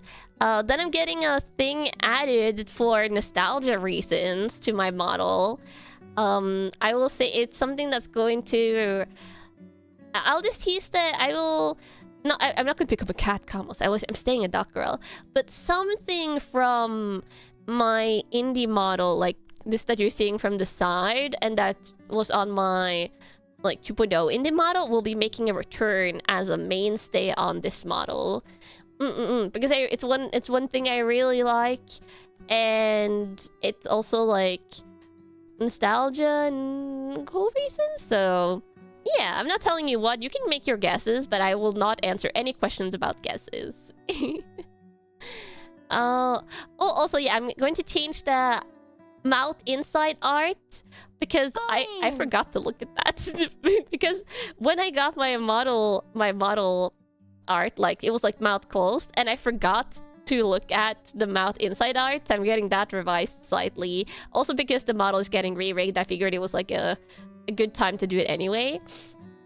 Also, Alpha, thank you for 2 coins. Arigato. Perfect forehead for forehead kisses. It will be even more perfect. But yeah, I'm getting my mouth inside art fixed, because the mouth rig will probably be the rigging that will be changing the most, I'm assuming, with the new rigger. So yeah. And then there's like just a tiny like shading on like one thingy that's going to like be just tiny bit fainter. And a tiny adjustment to the main hairstyle on a couple of like just some hair, the way some hairs are laying. And then adjusting this big blush one just to be a little bit otherwise distributed. And then I'm going to add maybe another hairstyle. Maybe to the main outfit. Maybe. And then you want to know the big thing that I'm getting, Camels? The big little thing? The big tiny thing that I'm getting added? You want to know a big tiny thing, Camels? Ball toggle? I could technically do that myself if I wanted to. You want to know a big little thing? The big tiny thing will be a tiny camel to sit on my head or lay on my head. A tiny camel, but just tiny, not a big camel. Because if you're a tiny camel, then you will fit on the screen, like even when I'm like this size. So a little tiny camel, and when I say tiny, I mean like you'll be tiny. You'll like be like smaller than this bow, maybe. Yeah. Camel hat returns, yeah. A bite-sized camel. Oh, now for eating. But maybe around the size that a bite-sized camel would be if a camel was made out of marshmallow. Yeah, yeah. But yeah, so that's like little updates slash changes that I'm getting made, and a couple of secrets in there that you don't get to know about.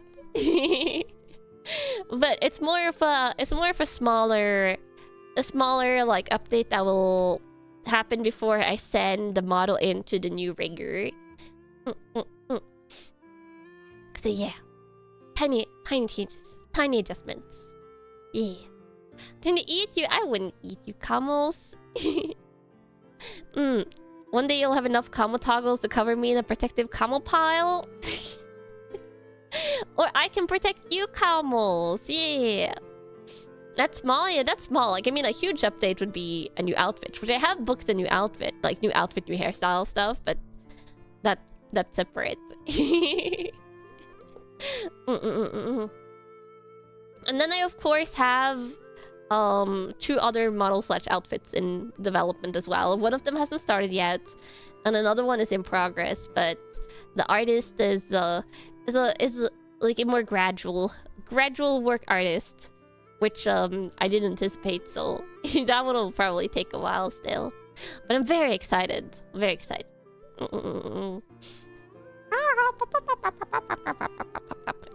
I hope you guys are excited for future stuff. Future stuff. Yes. Much future. Much stuff. Much to look forward to as always. Yeah, exactly.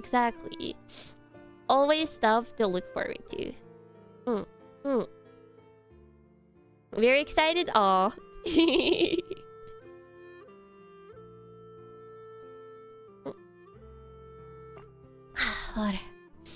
So which music is playing right now? Oh, it's Expedition 33, which they just had an update today. I think it's their 1-year anniversary now. So they added like anniversary outfits, and I think the game is also on sale. Yeah. Why did OG Indie be brought out? Because it's a rare just chatting stream. It's so rare for me to do just chatting that I was like, well, I could just bring out cute stuff. Can't believe it's been a year already. Yeah, and I haven't finished the game yet. I have yet to finish the game, which is crazy.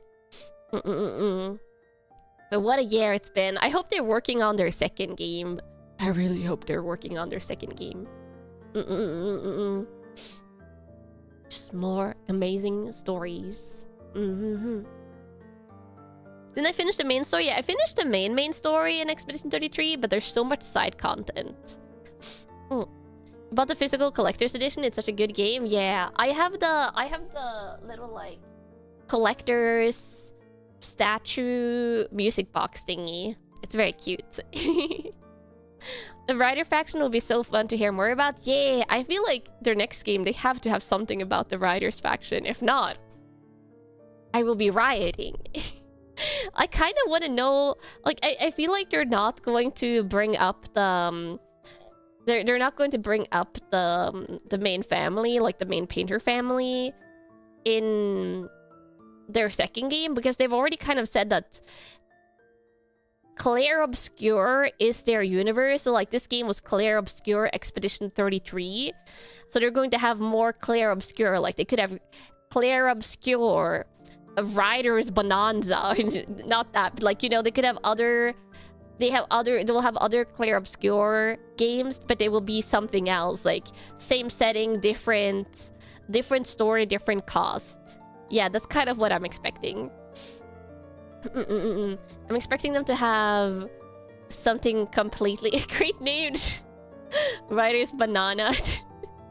Then just something completely separate, but set in the same universe. So, like, maybe there will be characters that are painters, or maybe you'll have, like, a small cameo of, like, cast from Expedition 33, but it feels like they're not going to feature heavily. Though I would love to see that conflict at Clea. I feel like if we're going to see any characters feature more heavily in a second game, I feel like Clea is a good candidate because you see very little of her, and she was very focused on like that writing like real world stuff going on instead of the stuff that was happening in Expedition 33, which I'm trying to talk about a little bit more vaguely, so I'm not spoiling too much. But I feel like she would be not necessarily a new protagonist, but it would be cool to see her as a side character in a game. Like, see what was she doing, for example, or like what's she up to. She could also be a new protagonist, but I feel like they're not going to have a protagonist from her family in the new story. Side protagonist, yeah, side character would be cool. Or like the most likely to make a cameo in a future game, in my opinion, if they're set at the same time, because we don't know if a future game would be set like same setting, same world. Yes, probably, but there's no guarantee that they would set it at the same time. Though I hope they will. I hope they will happen like same time or later in time than the first game, but not like 200 years from now. That would be sad. She could be the new Gustav. No! Camels, that family has been through enough. Wow. You're just hungering for the trauma. Trauma hunger. No. Need a little bit of happiness with all the sadness. Yeah. There's only so much trauma you can take, Combos, before you start sobbing and breaking down like I did.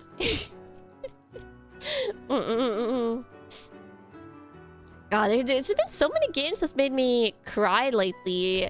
Like last year, it was that one that I was sobbing on. God, what's the other? I know there was other games that I like started crying on stream because of.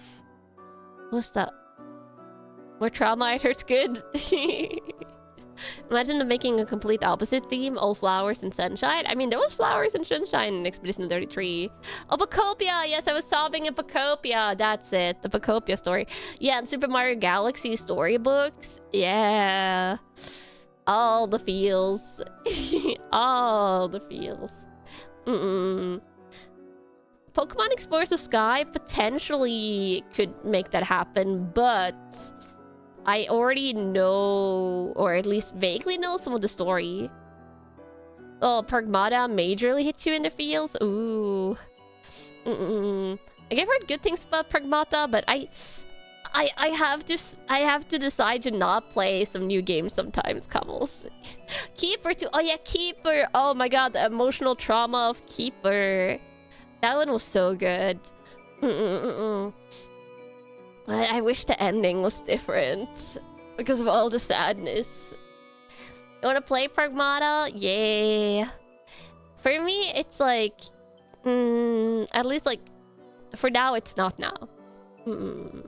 Not now.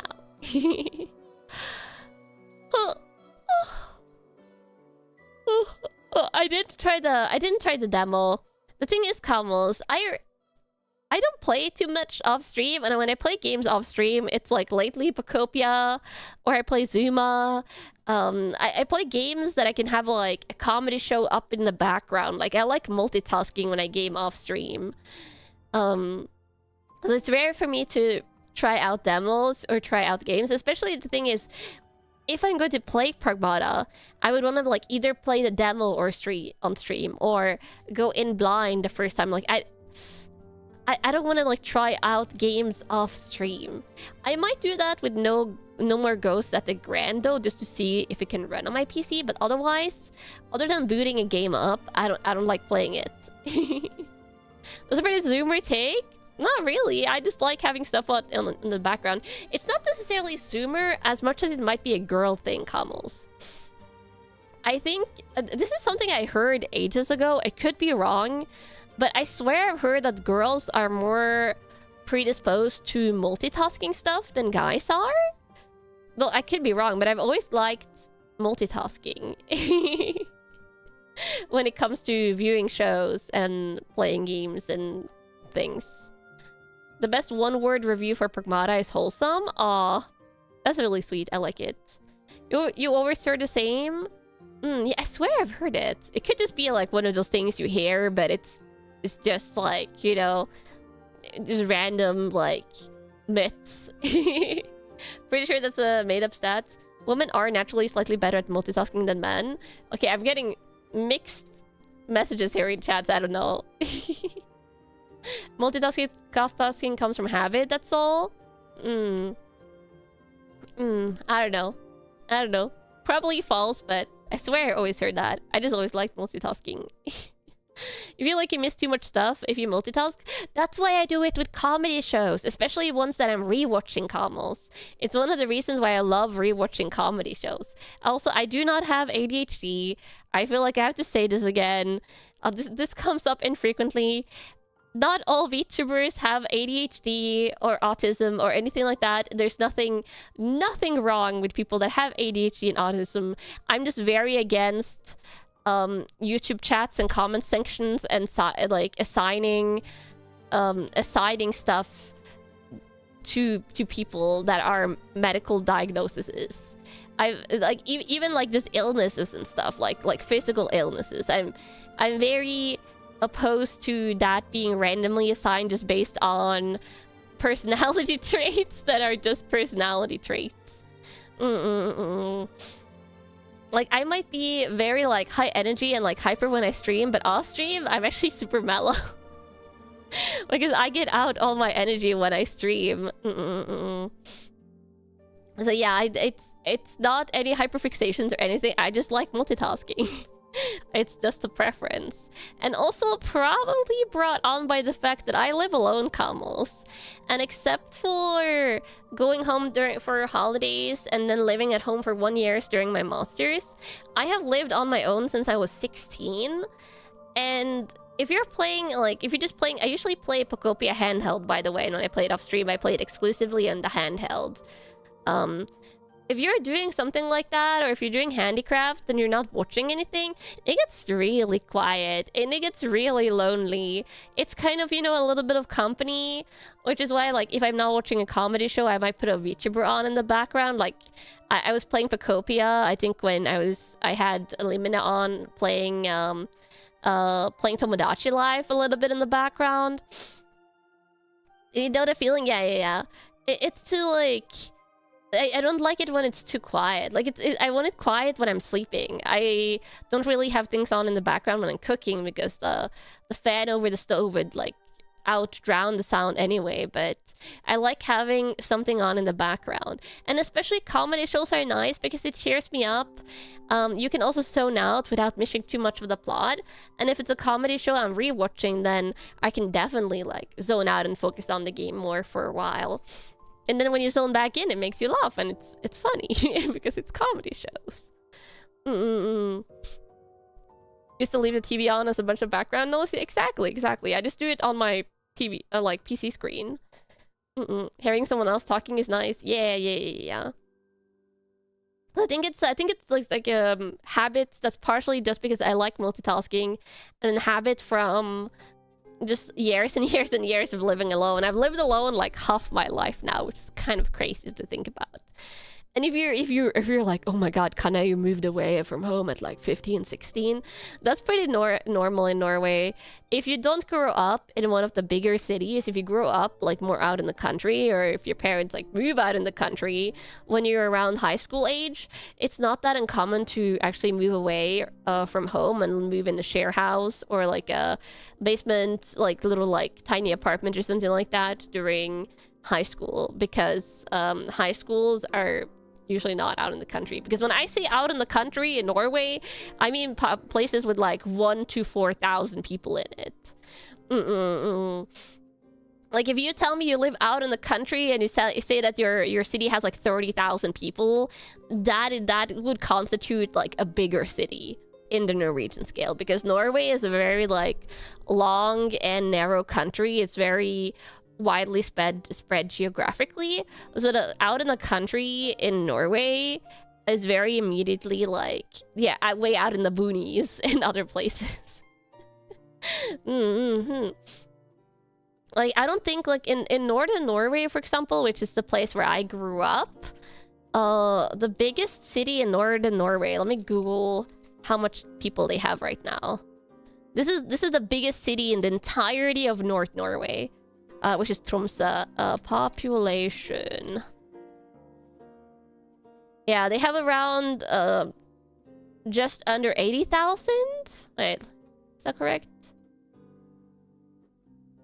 Yeah, the greater Tromsø area has like right under 80,000 people. And that is the biggest, and it has been the biggest city in northern Norway for as long as I've been alive. That's the biggest city in northern Norway. And that just says something about scale, because it just scales down from there. Hi for dropping in, Kanna. If it's your first time here, I'm Kanna, your local occult-loving duck detective. I'm from Norway? Yes, I'm from Norway. Surprised it's actually that big. I think the second biggest city has like 40,000-50,000 people. And then like under that, it scales down very rapidly. You think your town is around 13k? Yeah, 13k is like a medium city here. I don't want a 40-minute or more commute. Long commutes. I mean, commutes aren't that unusual in Norway, honestly. Like 40 minutes, perhaps like upper what people prefer, but yeah, commutes by car isn't that unusual. My mom had a friend like years back that lived out in the country but commuted by boat each day to work, and it was like a 1.5 hour like little like ferry boat ride thingy. We're thinking Tromsø was around 50k. I think years back it was, but it's a pretty popular city because it has one of the 4 biggest universities and one of the biggest hospitals in Norway. So they have a lot of people like moving there for university, and then never moving away because it's a bigger city and people enjoy living there. I know it also has a lot of... It's the biggest winter tourism city in Norway as well. Like people that go for Northern Light tourism and like winter related tourism often goes to Tromsø. So it has a lot of things that draw people there, and I think it's the type of city that if you move there, people are more reluctant to move away. But also, consequently, it has like insane house prices. I know it's one of the more up there house prices cities as well. 40+ minute commute is rough. Yeah. when I was in university, I had like 2.5 weeks, no, 3 weeks, where I had to do like a little like work placement thingy as part of one of the subjects I was studying. And for that one, it was the height of winter. I think it was during January or December. It was January or December, so it was like height of winter, height of dark ages in Norway.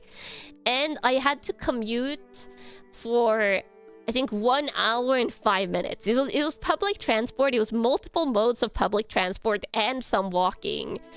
And I had to get up at like around 5 a.m. because I had to leave the apartment before 7. Like I had to leave around like 6:30, I think. Because I had to be there before 8 at my like work placement thingy. Luckily, it was only 3 weeks. When it was super cold, and it was pitch dark outside because it's very dark during winter in Norway. And then by the time I left, it was already like getting dark again, like at the work. It wasn't that bad in the like half of the commute was pretty chill. The second half I remember being very crowded, and then when leaving that work placement, it was also like in rush hour time, so it was crowded. So it was awful. Did a 1 hour commute for a year, never again. Yeah.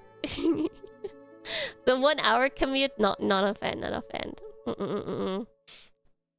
Reminds you of your school photography days where you had to get up super early to drive out to the schools you had to go to. Makes sense. And the schools are, open from early. They're open in the core hours from like 8 to something. Depends, like I think anything from like 2 to 1 to 3 probably in Norway. Yeah. Depending on like which year you are in and the classes and the school itself. Yeah.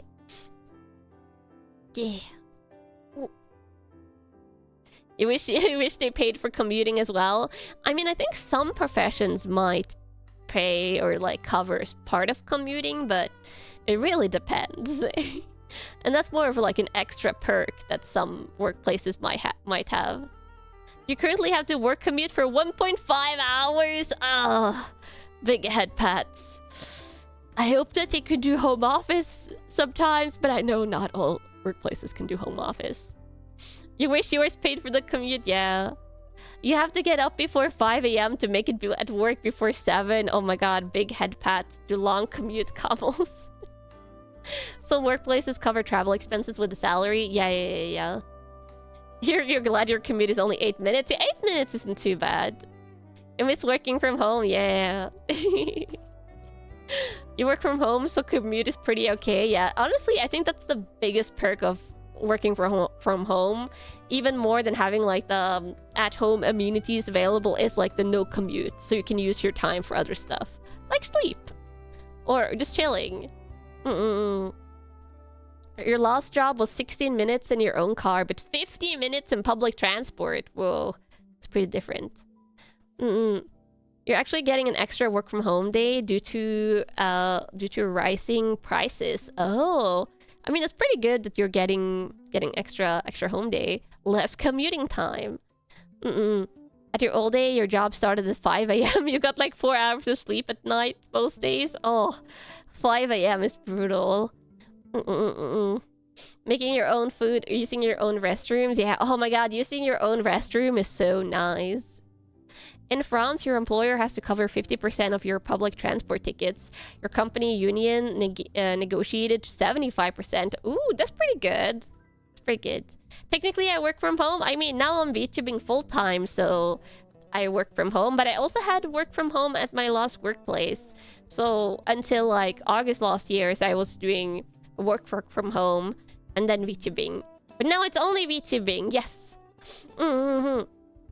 Which does come with its own worries of like, instead of having like a fixed income, you have more like variable income and stuff like that. But I was about to say you're your own boss. I'm technically my own boss because I own my IP and stuff. But I'm also part of Glitch Stars. But it's more like when you own your own IP, it's way less anxiety inducing. You have a friend from Norway and the rail system we all have here makes you jealous. The train system in Norway is like heavily dependent on where you live.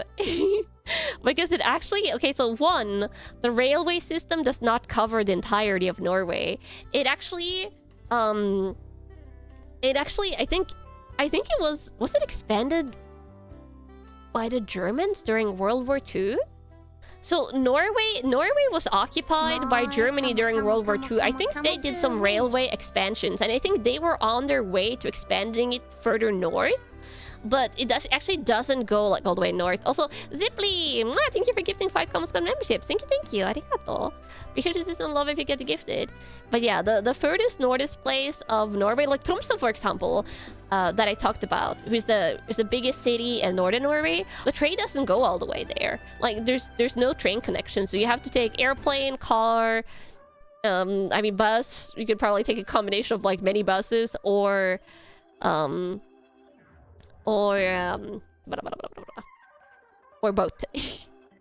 It's not comprehensive, but it still hits some important bits. It does go between major cities and stuff, but it's expensive. Like if you're going like, since I'm from northern Norway, like throughout my university years and stuff like that, when I studied in Oslo, I have like had to make, or like for holidays and stuff, had to make the trip from the capital, which is all the way to the south of Norway, to the place where I'm from in northern Norway and stuff like that, to visit relatives and like travel home for Christmas. So I've actually looked at the prices of this throughout the years. It is way cheaper to travel by plane usually. If you're traveling longer distances in Norway and you're not going like in your own car, also if you're going in your own car and you're going from like the south to the north of Norway, you probably have to factor in like 1 or 2 like hotel rooms or something like that, because you can't do that all in one go. But it's way cheaper taking an airplane than taking a train for most distances.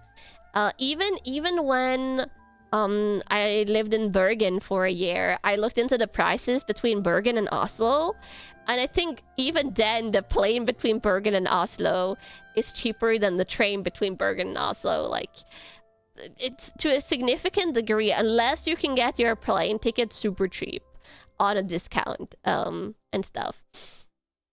And it takes way less time.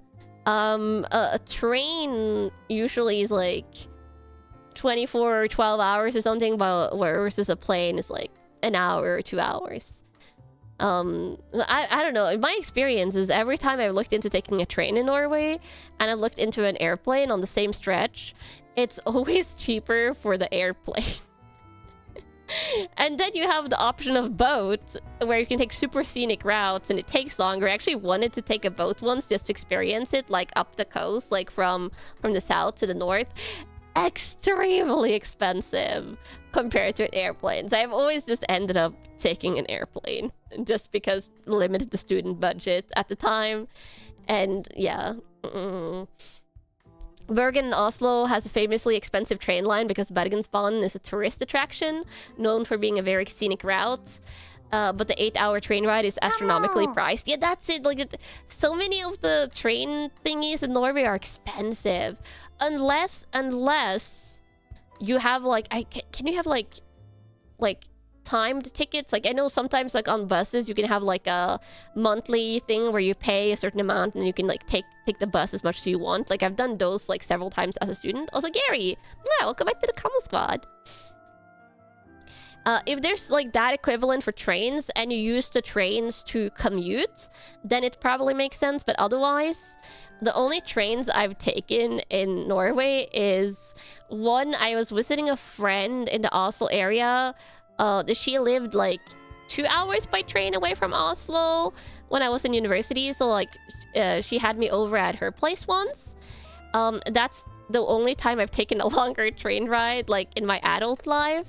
And then I took like the airport train between the train station and the airport in Oslo to get to the airport, because in Oslo the airport is further out from the city. Like, it's not close to the city center. You have to take train or buses, but train is usually cheaper because that one was decently affordable. And I think I got a student ticket, which made it even more affordable.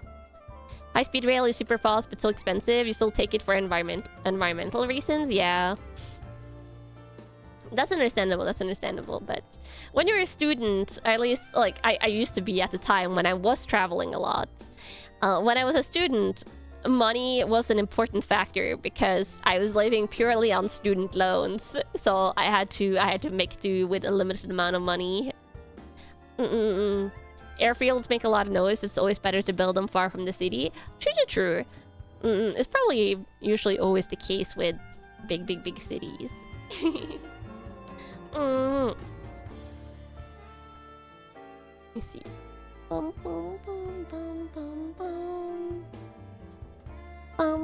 Every dollar counts, yeah. But yeah, so that's a little bit of like train airplane knowledge. When you find out the plane is not only cheaper but faster, yeah. The train is environmentally better and has usually more scenic routes and stuff, but for traveling on a budget and where time matters more, like if you're traveling home from the Christmas holidays, which is what I would often do as a student, then you don't want to like waste precious time you could be spending with your family on Christmas on traveling. You live directly under a major flight path. Ooh. I will say, where I grew up, that town had an airport, and like when airplanes would like fly over you, it was really loud. So big head pads. Yeah. But also, yeah, there has been like talks in Norway of expanding the railway up to Tromsø at least for years and years. But I swear that's been in talks since before I was born, it feels like. Also, I think it's reached a point where like no one in Norway believes that will happen until like they physically start building it. Also, do I play Pokemon? Yes, I'm playing Pokemon Mystery Dungeon on stream like right now. And when I say right now, it's an ongoing series I'm playing. Also, I play Pokopia and much other Pokemon. I love Pokemon. That would not happen? Yeah, it's like no one believes it. No one believes in that in Norway until like the work physically starts. You don't believe talks like that until it's finished? I feel like if they physically start the work, then they probably would complete it. If not, the political backlash would be huge. But yeah. The terrain in Norway must be super tricky to build railways in. Yeah, it is. Like, you end up having a lot of tunnels and stuff. And a lot of the roads in Norway like go like along mountainsides and stuff. Yeah. Norway is probably the worst place to try and build railways, all mountains and fjords. So you need tons of tunnels and bridges. Am I on free day chatting? Yes, today is chatting stream. Pure chatting stream. You can technically go from Hammerfest and Nordkapp with a train, but you need to go through Finland. Oh, I didn't think of that. I guess that's true. You've had ongoing construction projects around you for 10 plus years. Whoa, that's a long time. You saw me opening Pokemon packs. How hard is it to get those packs? I mean, it's usually easy to get Pokemon packs, but depends on how much you're willing to pay for them. That's the issue with Pokemon, is that Pokemon can get really expensive. Is train environmentally better? I mean, it usually is, in my experience, yeah. Hard if you want them cheap, exactly. If you want Pokemon cards cheaper, then it's hard. If you're willing to pay crazy prices, then you can get Pokemon cards and packs very easily. Not just tunnels, the winter causes a lot of problems too, because the ground breeds, underground ice expands and retracts in volume, causing infrastructural damage. Oh, that's true. But you know what's concerning about the fact that we have that like ice underground contracting, expanding infrastructural damage thingy, is the fact that a lot of the pipe network in Norway, and I'm pretty sure this is not just a Norway thingy, a lot of the pipe network, and now I'm talking water pipes, like water you drink from, and probably also sewage pipe, but most importantly, the water you drink from pipes, a lot of it is older. I swear I read an article about that, like about Norwegian like pipe network years ago, and I was like, shouldn't we be concerned about this? Same in Finland and Sweden too. Yeah. Very, very concerning that the drinking water underground pipe network is aging. and a lot of it needs replacement. And I read like years ago a lot of it needed replacement urgently, but it wasn't being done, so I guess it's like it doesn't get replaced until it fails kind of thing. At least they're not using lead pipes? I no idea. I don't know. I don't know. Just, yeah, getting older. Used to live in a swamp. It exacerbated the underground issue by 100. You lost water yearly for days at a time. Oh, that's terrifying. Troubles of older cities, yeah. It's like they build all the underground infrastructure, and then they build everything on top of it, and then they don't replace it because it's a bother. Because it takes a lot of money to replace, since they have to dig it out. Yeah, that's the issue. It's like when I had that issue of my bathroom pipes freezing, and they were like, well, we could just reroute to new pipes that like are on the inside of the walls and don't look as pretty, or we could tear open all the walls and redo stuff and then rebuild the walls. And I was like, one of those is going to be vastly cheaper than the other, and that's what I chose. Like, yeah. It was never on the table for me to pay for complete wall rebuilding just to change out some plumbing. Plumbing is ungodly expensive due to labor. Yeah. Have I ever heard of lava chicken? Like in games? Sure. When you moved here, you had to replace the aluminium wires with copper. Oh. Yeah, probably a lot of stuff that has to be replaced over time. I think my current apartment, though, is in pretty good shape. Like, now that I got those bathroom pipes fixed. The bathroom pipes was, like, mentioned on the buy report thingy, but it was the most concerning thing. So I think everything else here is pretty okay, which is good. Lava Chicken is a song from the Minecraft movie. Okay, Kabo's like, memes and stuff, it's no use asking me about that. I know nothing. I know nothing of memes. With old pipes, there is an issue of knowing where they are between poor documentation and ground displacement. Ah, true. Or if the work was done badly back when it was done initially, like my bathroom pipes, where the new like plumbers that I hired in to fix it was like, fudge these people that did the original work.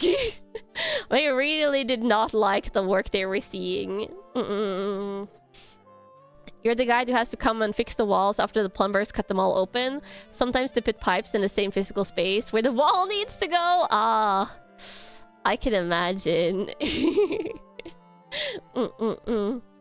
You feel like repair people always hate the original one? I also feel like, okay, so when I had those plumbers here, and I also had someone to like look at the Wi-Fi stuff, because that was a little bit like all over the place, or like I didn't know how it functioned here.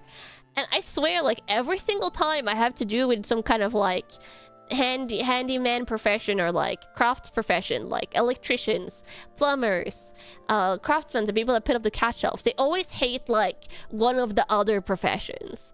It feels like it's just some kind of rivalry there, where they always go like, oh, these electricians, they're doing awful work, or like the electricians go like, oh my god, the plumbers don't know what they're doing, they just put everything all over the place. Like they're all like they always seem to be complaining about like one of the other professions that work on the house. Did my neighbor Chan hire the plumbers I used to? I feel like no.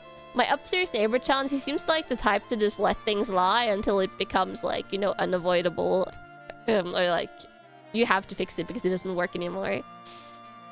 No handyman hates anyone more than the previous handyman in the same business. Yeah. The most chill ones are painters. I mean, painters, I feel like they're not necessarily doing anything that's going to like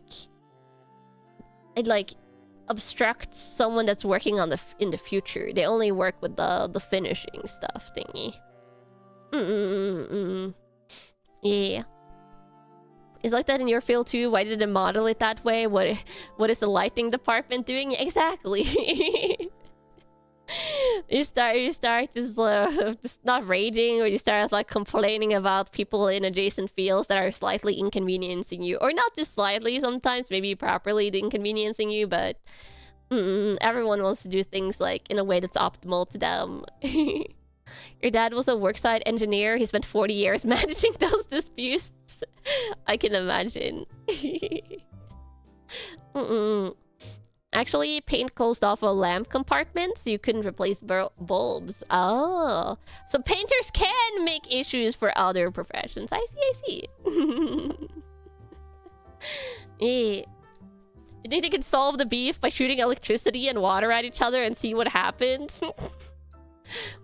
I think electricity and water isn't supposed to go together like that.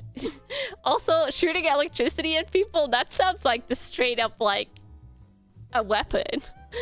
Whereas shooting water is, you know, you would hope it's not a high pressure water gun, because then also again weapon, but you could have just a regular water gun. But shooting electricity, it's like we're starting to reach like Avatar / Pokemon level of the stuff. I worry too much is fine. I feel like I don't worry enough.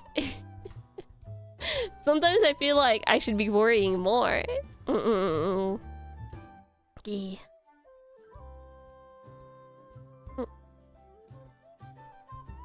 Water. You want Palpatine doing your electrician work? Yeah. What's the old model doing chilling? The old model is just chilling today. For nostalgia. For beloved nostalgia.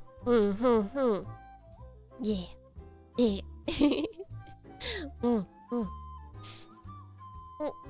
Oh, the stitching. Oh, sorry for the yawning comments. This is what happens when I don't take a nap, is I get sleepier around this time.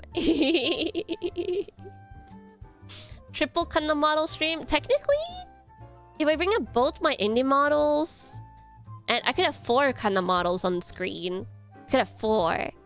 Yeah. It's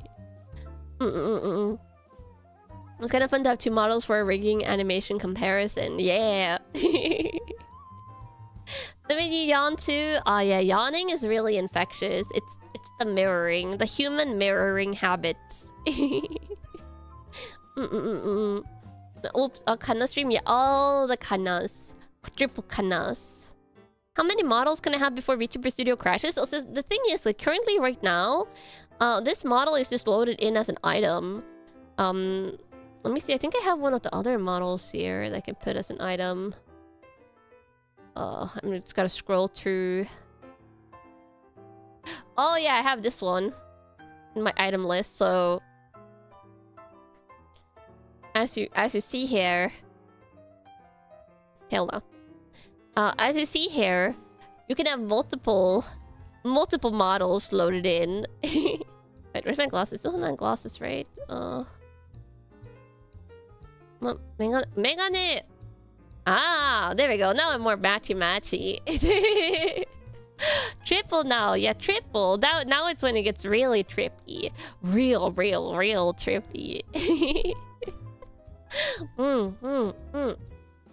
Yeah. See me flip through all the toggles? Yeah, the toggles on this model is tied to... I only have 4 of them set up, I think. Yeah.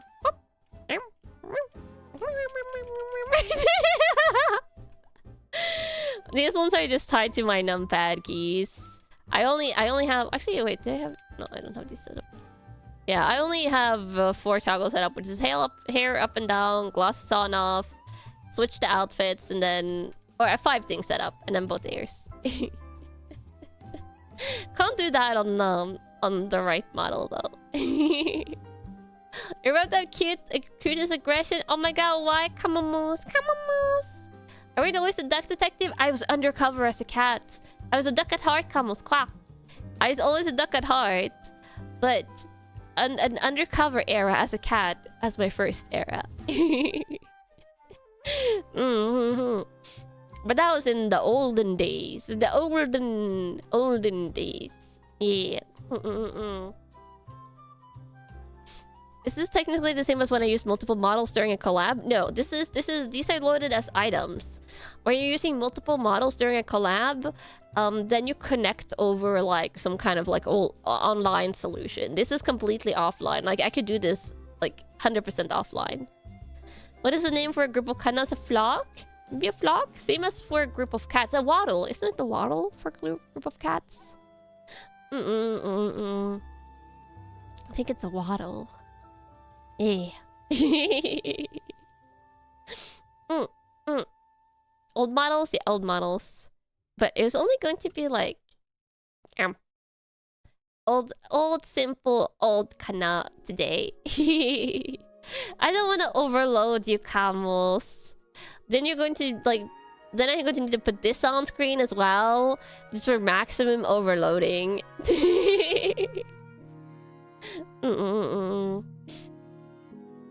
Yeah. Well, yeah. As per always, there is one before for kind of time that I can't talk about. You guys know that. That is the one thing you're not allowed to like talk about in chat in detail. You can talk about it off stream on your own time, but the Forbidden Year, I can't talk about the Forbidden Year. So please keep that in mind. Group of cats is called a clouder, but that wouldn't be me because duck. Camel's duck.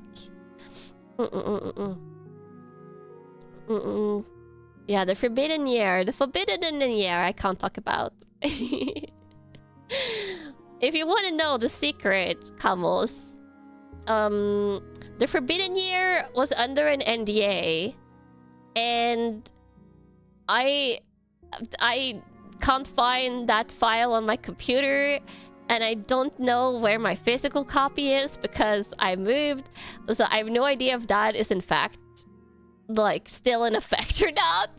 But since I can't confirm or deny because all contracts are individual, I just have to continue as if the NDA is still in effect. Because I don't know about you, camels, but I feel like it's always best to honor contracts, and to always honor the spirit of a contract when you can. So yeah. But yes, I have no idea. If that was timed NDA or not. If you wonder what an NDA is a non-disclosure agreement. So if you're under an NDA for something, you can't talk about it. And that was for Forbidden Year. Contracts are no joke. Exactly. Exactly. Never know when legal recourse will come into play. And I always feel like it's best to honor the spirit of contracts, because contracts are important. Yeah. Also, I wouldn't even know where to get freaking if I like. I don't need a lawyer to go through contracts with me. I could read contracts just fine myself. But I don't know where I would even begin to like look through getting a lawyer in Norway to go through a VTuber contract with me. And also, lawyers in Norway are extremely expensive. Extremely expensive. And I would rather not. But enough about that. That's lawyers anywhere in the world. Yeah. Fair. Very fair.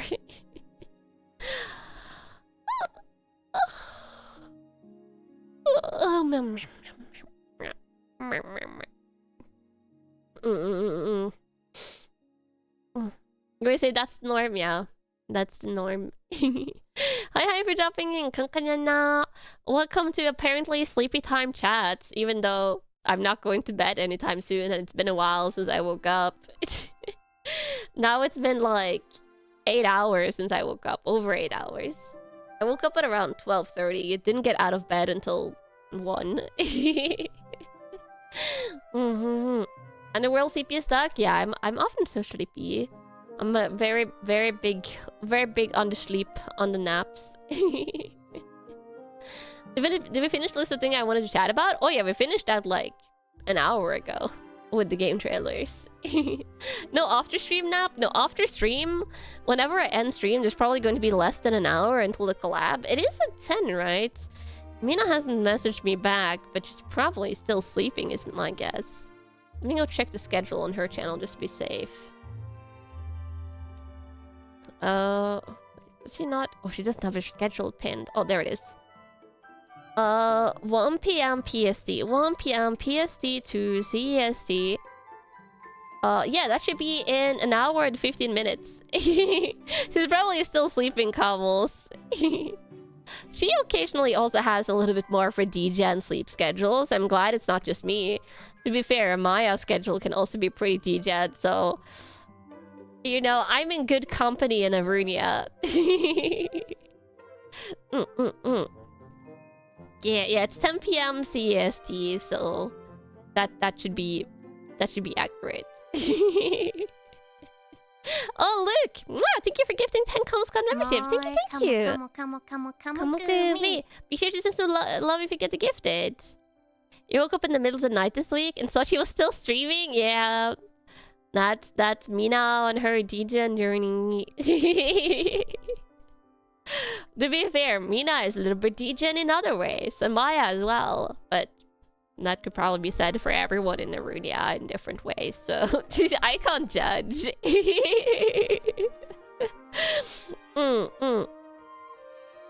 Yeah. A little.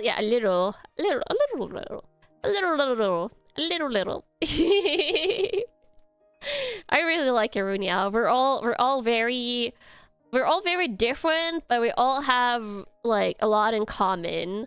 Bit more than just a little. I don't know about that, Camels. She was probably up getting rejected in Tomodachi Life. Wow, I'm going to tell on you, Camels. I'm going to tell on you. Yeah. Oh wait, I also have to call her Oni-chan. She brought this on herself. Wait, this came up during the Aerunia VC, by the way. We have it on Tuesday. Tuesdays, so it's evening for me, like before I go to bed. That's when we have our weekly VC. And in Tomodachi Life, I don't know what she did, but somehow all of the characters like refer to the Limina Tomodachi as Oni-chan for some reason, and now I said during our VC, and now we're legally obligated to call her Oni-chan in our next collab. And since I'm collabing with Mina now soon, I guess I have to. It was because of her. She has done this to herself, and now she needs to reap the consequences. If she's going to make a Kanami call her Oni-chan, then she has to, you know, she has to be able to withstand me saying that to her. I'm fine with saying it, you know, if it will drive someone else insane. If it will drive someone else insane, I'm happy to play along. I just need to remember when we're doing the collab. Can I please? What do you mean? It's Camus. It's, you know, as a detective, it is important to embrace whimsy, because you never know when it's going to help you solve cases, and it's important to be a little bit mischievous. I'm just going to mischievously have a little bit fun with Mina. Haven't I caused enough emotional damage in-game? No, not really. You've been watching like VODs on Explores the Sky? Oh, and you're starting a new save file? Oh, let's go! Do most detectives have whimsy? I feel like most detectives are a little bit mischievous. Poirot, Miss Marple, Sherlock Holmes, they're all mischievous or have whimsy in their own way. Poking people's buttons is a vital detective skill. Yeah, exactly. You gotta be able to drive people off the wall, because when you drive them off the wall, that's when they start slipping up and like letting loose information that they wouldn't otherwise give you. So it's really, I'm not kidding, it's an important skill. It's a legitimately important skill, you know, in case of interrogation and trying to gather clues. You're watching Hannibal, and the detective there didn't have much whimsy. So like whimsy, I'm talking about private detectives, not necessarily police detectives, but private detectives. We have to catch them off guard. You think I just want to be a gremlin? No. This is because I'm a detective. Yes, totally. You haven't seen much whimsy in True Detective either. Is True Detective private detectives or police detectives? I feel like police detective stories and like FBI detective, like you know, agency, official agency detective stories tends to be more like grim. Like Hercule Poirot, yeah, Hercule Poirot. He is very whimsy. He is full of whimsy and mischievousness. Police detectives, yeah, police detectives and like FBI detectives, CSI detectives, they tend to be more like by the book or like grim, the stories. But private detectives is what I'm talking about. Or like the consulting detectives that aren't really detectives, but they end up consulting with the police and solving cases. Like in Vienna Blood, for example, or Miss Fisher's Murder Mysteries. Or Miss Marple, who's not really a detective. She's just a lady that ends up solving a lot of crime to help the police. Yeah. Agency detectives lack whimsy because it's a job, not a passion. Yeah. Private detectives is a job, but it's also a passion. It could be the passion of police detectives, but... I feel like the best detectives have some whimsy. Or mischievousness. Or creativity. In the lack of whimsy and mischievousness, they usually have creativity. Yeah.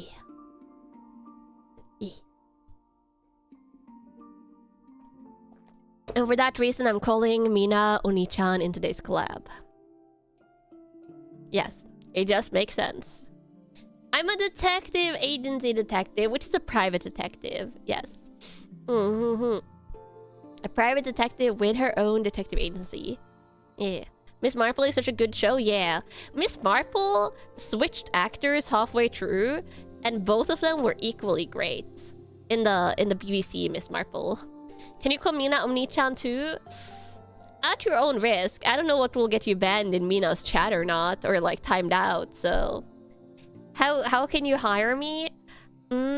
The cases that I solve with you, Camels, are the cases that we encounter on stream. Yeah. Ban speedrun? I don't know if you would get banned, but maybe timed out. It all depends on stream rules. It all depends on stream rules. How would I call her when it's done?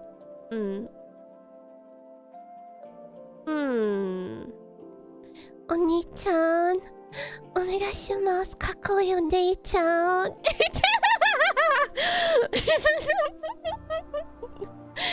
Watashi no kakkoi Mina Oni-chan. Oh god. She has brought this on herself, Camos.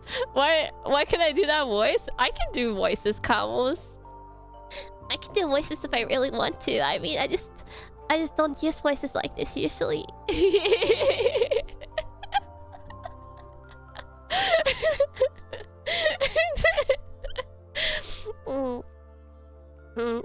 Kono koi wa Nihongo wa chokko kawaii yo. Chotto kawaii yo. Kono koi. No, it's just like put on ubu ohime-sama koi.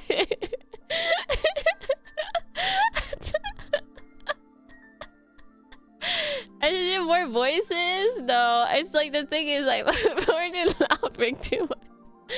I feel like I have to have something to say. I could be like, oh god, how does it go?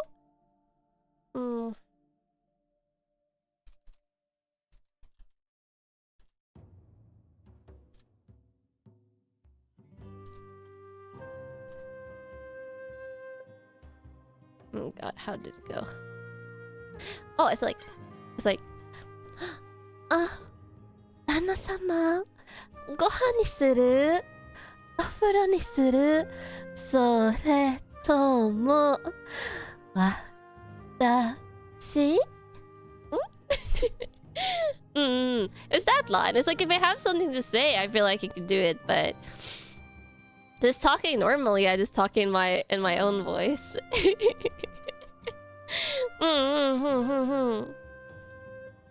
Guy falling downstairs. I love that gif. That gif is so funny.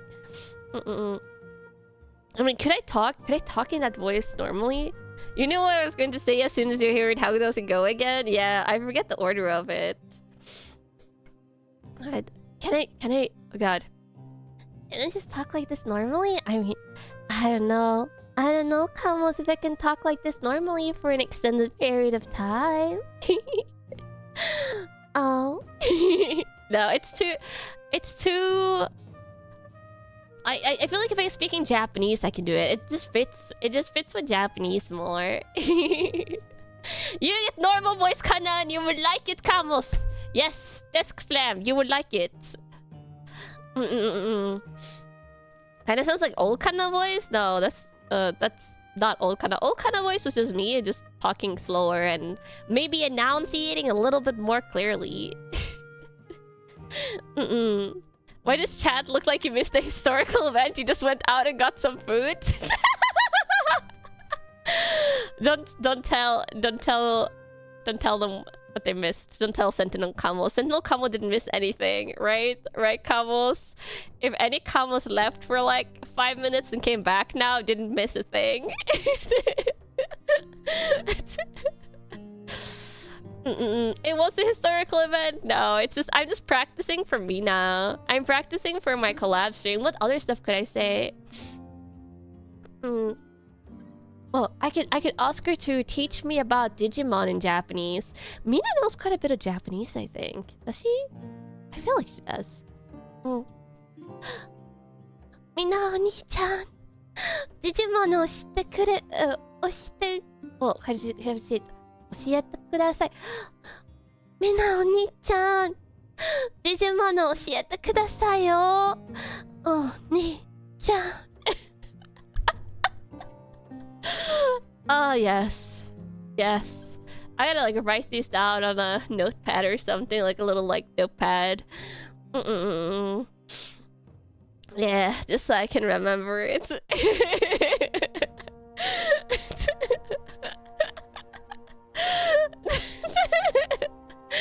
When you sound a bit lewd, that's on purpose, Kamos. I'm going to do my best to drive her absolutely insane. Also, Envy, you were the super coins. Arigato. If I forget, you guys have to remind me. Just remind me to say, like, if I forget it, like, and we were like 1 hour into the stream, you guys can be like, can I remember to do the thingy? The thingy. The karma. The Mina karma thingy. Karma for her decisions during Tomodachi Life. Or I can be like... Mina o-ni-chan daikira yo. Watashi no kareshi wa Hiyori da yo. Watashi no kareshi wa Hiyori da yo. Project her in real life. We're like, I hate you, Mina. My boyfriend is Hiyori. That's what I said. Hiyori is my true boyfriend. I'm having too fun with this. That would be so brutal. Yeah, I know. My boyfriend, not girlfriend, because it's funnier. Because she also be called Oni-chan. You feel almost bad for her. No. Kamos, the thing is, your actions have consequences, and you never know when other VTubers are going to bring that consequences. That is the risk of being a VTuber. And especially when I get caught up in something, I'm having fun. So, yeah. This is why I don't play Tomodachi Live, so I don't get consequences like this. But Mina chose to play Tomodachi Live, so she knows what she's doing. I'm terrifying when I want to be. I just really think it's fun to, you know, just lightly tease my friends. Just like it's fun to lightly tease Kamos. Wait, what would I say to you, Kamos? 私の大事なのカモモモス元気か？私を好きか？嫌いか？カモモスNo you No you カモたちはとってもかっこいいよとってもとってもかっこいいよ。私の大事なのかも。私の誰。I'm going into ASMR mode now. That's dangerous. The Valheim music DM scared you? Oh, this is the second Valheim song that's playing. Yeah. Oh, Scribbler, come on to this face planting.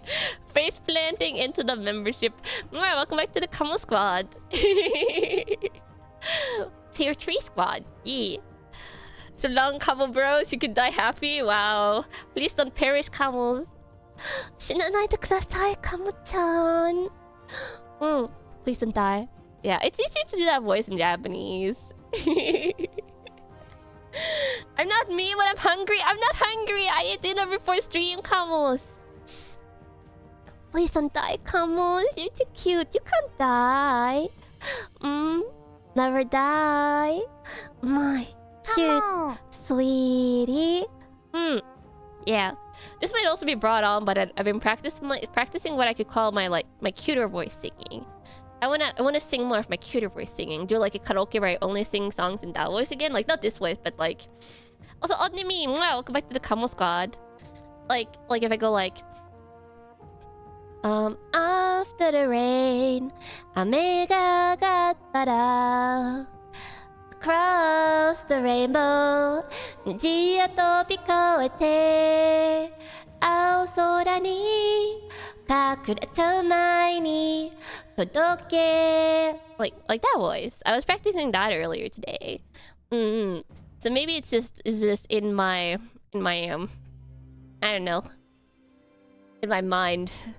It's on my mind. They're really good. Thank you. That one doesn't have a karaoke track though. So I can never sing it for karaoke unless I want to do a sing along. Unless I do a sing along. Yeah. Maybe I could do shorts. Where I do that?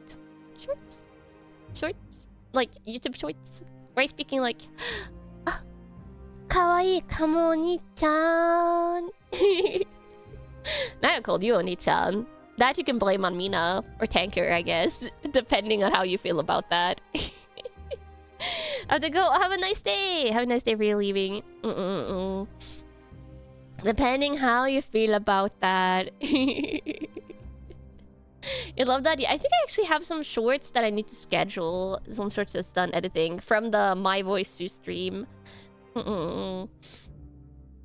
Yeah, maybe I'll do it when I get my 3D model because I want to do 3D model shorts. Maybe I do like cute 3D model stuff. Yeah, she planted the word in my brain like a bomb. Yeah, and I feel like it just makes sense to say like, oh, Oni-chan. 大好きだよ私の大事なのかもお兄ちゃん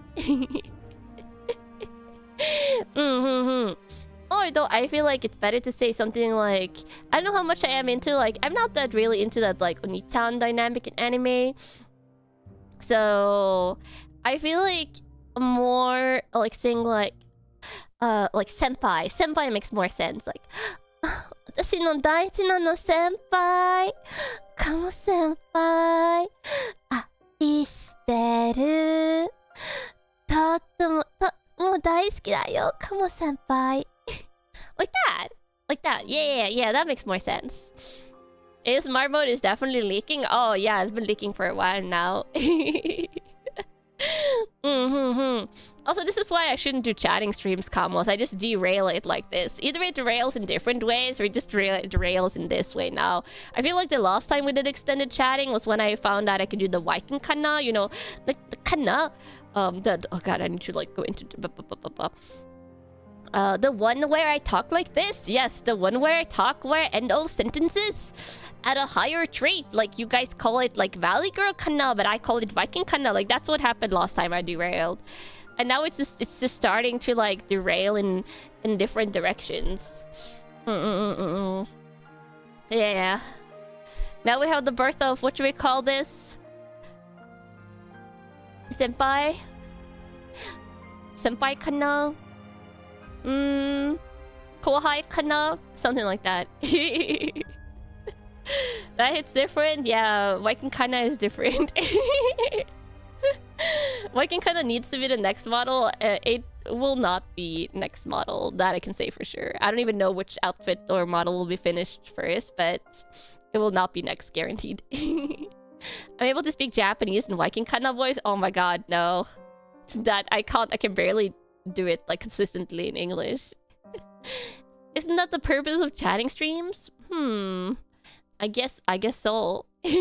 I guess so. Just no rails. Unrailed chatting. Derailed chatting? Constantly derailed chatting. Or maybe the rails was never there in the first place. Dare me to talk the entire collab in the Viking Kanna accent? I would be driving Limina absolutely crazy, Kamos. She would be going absolutely insane. And be like asking me if I've, taking some crazy pills growing up. Or not growing up, waking up today. So taking some crazy pills, waking up. And then I would be like, hello, Limina Oni-chan. Do you want to go and play some soccer today? That is a very different Oni-chan vibe. Okay, Kamos. That is like opposite end of the spectrum. That's so crazy. It's accurate how Scandinavian characters talk in the TV shows. Yeah. It's that like put on Nordic accent. Or like put on Nordic intonation rather than accent. My voice is crazy? I know. Wow. I guess I can do some voices, but the thing is, I rather like just talking normally and doing voices versus like reading out stuff in games and doing voices. I'm not good on that. Or maybe I am, but I shouldn't like. I'm not going to pick one of the characters in Pokemon Explorers of Sky and then making them talk like this. Like I'm not going to be like, oh, Oni-chan. Like for any of the characters in Pokemon. Also now I feel like I want to slip into the Viking kind of stuff while I'm talking in the lower register. This is bad. I can't mix. I can't mix match. It's too much for my brain. Oh, let me switch on back to the Skyrim music. There we go. Another green screen stream with 3D and these voices. Doesn't have to be green screen. Make that Wigglytuff's voice? No. No. It is my voice. It's a different flavor of Kanna. I love Kamos very much. Yeah, I love you, Kamos. I love you so much. So incredibly much. I feel like I could do yandere Kanna in this voice. Yeah. I feel like it would be very easy to slip into yandere Kanna or like overly affectionate Kanna. I feel like I can't do that voice without being overly affectionate in like any direction. Like has to be one direction of overly affectionate. And they're like overly affectionate underclassmen, overly affectionate yandere, or like more like not necessarily overly, but like overtly affectionate. Yes, very directly affectionate. You better take all the affection Kamos because when I'm talking like this, I cannot stop. Yes. I think it rewires my brain to ASMR mode. この声はとっても ASMR にする ASMR について Oh, how do you say like it's like ASMR like I just scheduled another Kanna stream soon, very soon. You want to know what other Kanna voices you can get? This is not a gacha wheel that you're spinning with the streams, Kamos. ASMR みたい。見たい。この声はとっても ASMR みたいよ。抱きしめて。Is it not? It's not a gacha wheel! That's not how streams work, Kamos! I feel like it's totally gacha? No. Gacha is the alerts. That is your gacha that you can spin whenever you want. But this is just voices that I can say if I really want to. And today, I guess I really, really wanted to, yeah. 日本語は、超かわいい。この声を日本語を喋るのは、幸せ。I like it for Japanese. I don't know. It's easy for me to switch the voice and languages. Something just sounds more normal in Japanese. So I love you, Kamos. I do love you, Kamos. Soup! Thank you for the 10 coins. Arigato. I would like to make a 10-full. Your 10-full kind of hit. Could it be? This is coins. Super coins is always coins. Damn! Thank you for the coins. Arigato.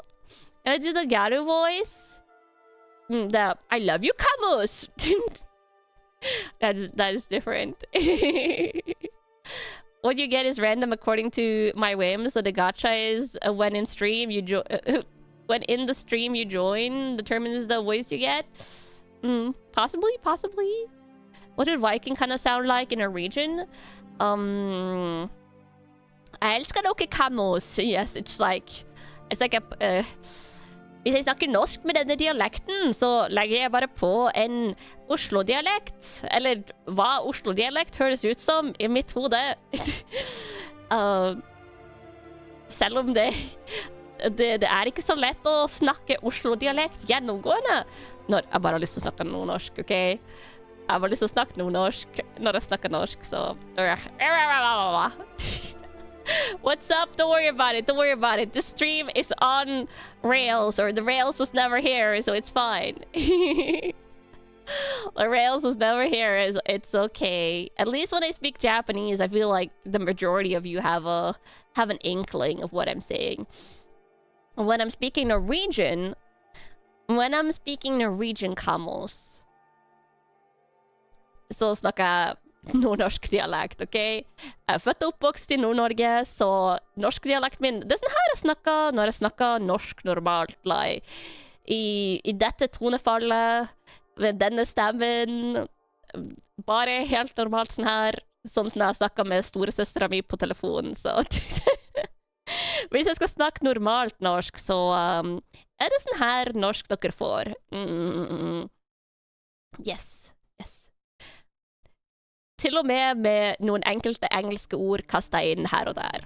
For jeg snakker alt for mye engelsk vanligvis, så jeg ender opp med å bruke en god del engelsk vanligvis når jeg snakker norsk.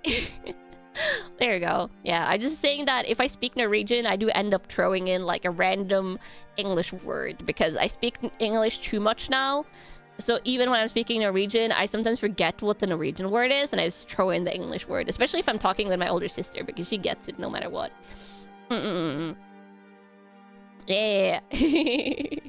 No, eating a phone. I'm just talking about eating a phone. I'm talking about speaking with my older sister on the phone. And that was like the Norwegian I just spoke there. That is very much like just me every day speaking Norwegian if I'm speaking Norwegian with my sister, for example. Yeah. Ironically, you understand slightly more when I speak Norwegian than Japanese. It probably depends on you guys' native languages, what you understand more, and how much anime you watched. You'd sim for yandere, Kanna? I mean, I do like yandere-esque ASMR occasionally. Yeah. Oh, snakke, not snacks. Oh, yeah. To talk in Norwegian is snakke. Not snacks. Snakke. Talking on the phone. Snakke på telefonen. Yeah, talking on the phone. You understand neither? That is also fine. No. ノルウェー語のカンナと日本語のカンナと英語のカンナどっちもいいよ。全部いいよ。全部のカンナはカモを愛してる。I don't even know if I'm saying that grammatically correct, but yeah. Was it next to me? This is past Kanna. This is past nostalgia Kanna. Spangle. Spangle. I don't speak Spanish enough. I understand a little bit of Spanish, but well, I could say te amo Camus, te amo Camus, and then I can ask you where the library is in Spanish. Yeah, but nothing more. You get that one? Yeah. In Japanese, everything sounds better. Yeah, I really like Japanese as a language. 日本語とても好きだよ。今日は日本語大好き。大好き。Oh, wait, Mina. Mina is trapped. She's trapped by a cat, Camus. She's trapped. She is being trapped and held hostage by one of her cats. It's no wonder she hasn't put up her waiting room. That is so understandable. Don't worry. You're just giving me more time to practice for our collab. Yes, I'm just getting more practice in here for our collab. So I can perfect saying, みんなお兄ちゃんも大好きだよ。でも、日和は私の彼氏ぞ。日和は私の彼氏。That is an important part of this. Yeah, we gotta go with the Tomodachi continuity here. There's no idea what she's going to get yet. How much should I pay for the cat to distract her? That's just part of being a cat owner, is that sometimes the cats just treat you as a bed. You would start stream right away if you got that message from me. I mean, it's a hand cam. We need to do setup. We need to do the hand cam setup and stuff. So no matter what, I should probably end like in 10 minutes, so I have time to do the stream setup. I was just waiting to see if she would put up a rating room so I could rate into that. You don't like this, but somehow it's super cursed. Oh, it's super cursed. Don't worry about that, Kamals. But it can be cute cursed. Is she going to end up reporting me to HR? Aerunia HR? Who would be Aerunia's HR person, Kamals? If one of us in Aerunia, I know like we've assigned like who the mom and dad and stuff would be, but if we were going to assign office regular office functions to people, who would be HR? I feel like it would be possibly me. I was about to say, I feel like it would be me, Camus. Possibly.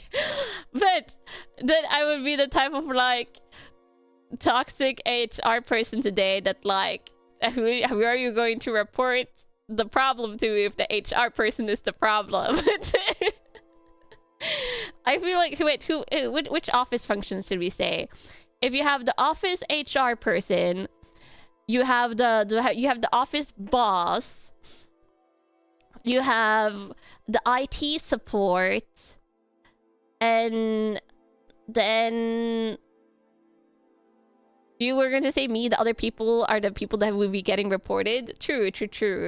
God, office IT person, office. Transport someone to HR. They start seductively calling you Oni-chan and then sound like a cartoon Nordic. Yeah, the front desk lady. Oh, front desk lady and the boss and IT. I feel like Hio would be front desk lady. She would be like the receptionist / front desk lady, on the process of elimination being that she's the one extrovert in the group that would voluntarily talk to strangers. She's like the one person that would do that. What am I practicing? Mina is asking what I'm practicing. I'm just sending back the gremlin emoji.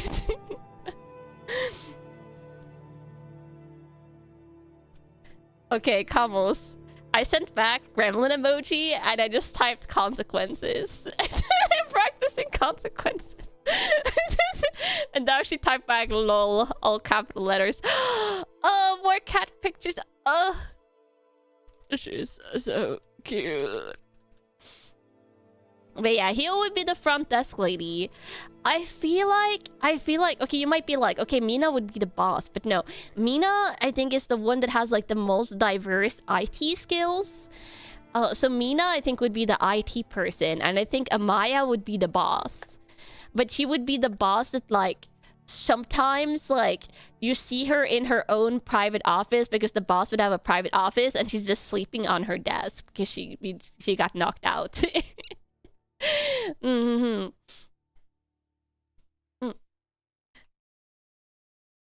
Ooh, forgot what we decided on.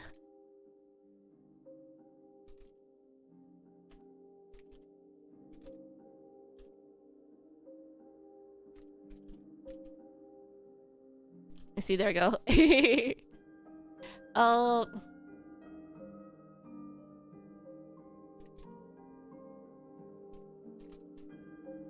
You see, I think I have so many Digimon boxes, I don't remember which one I was opening.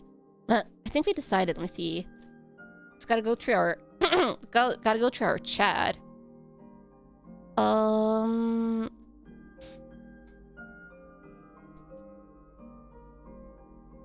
I think we were doing one that has tamers in it. Let me see. I think we were doing this one.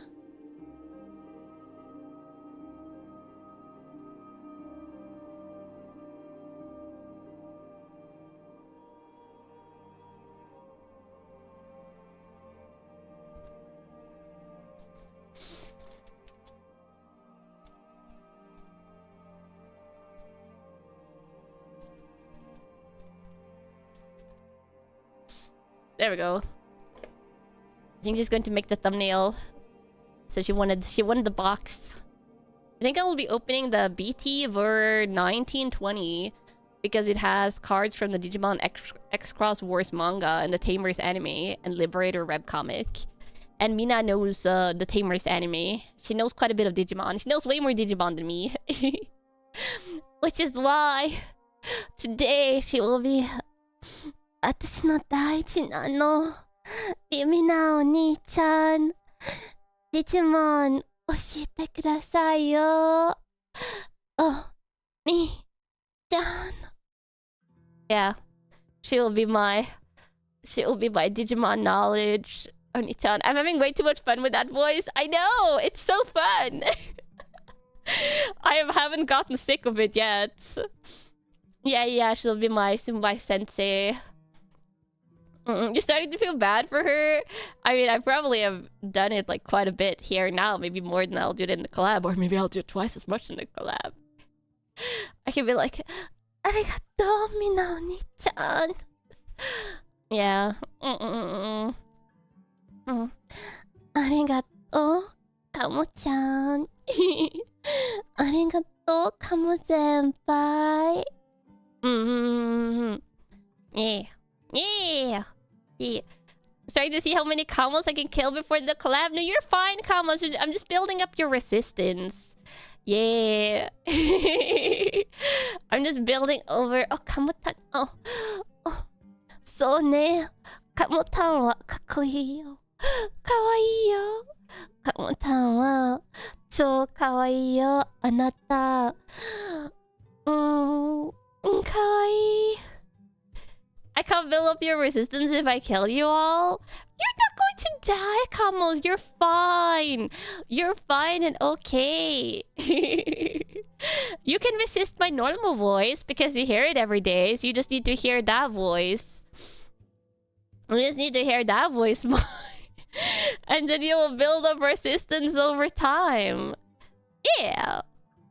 I wonder if I could do it for ASMR, but the thing is, like, to get like all the variation of tone and stuff, you need to like use more voice. I can't use it while whispering, so it would have to be like soft-spoken ASMR. You feel like you have way more resistance to that voice than my normal voice? Ooh.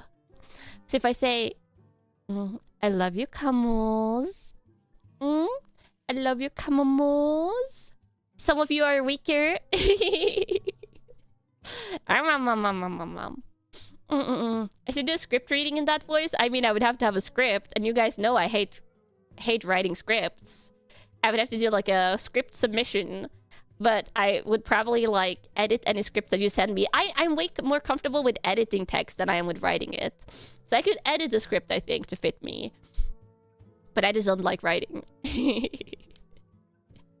Yeah. Like the normal voice too? Oh, that makes me happy, Camus. Ba, ba, ba, ba, ba, ba.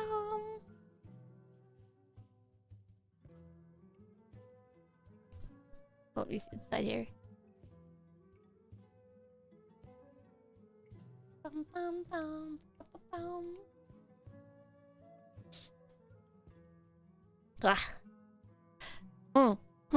But yes, I'm looking forward to opening Digimon cards Kamo soon.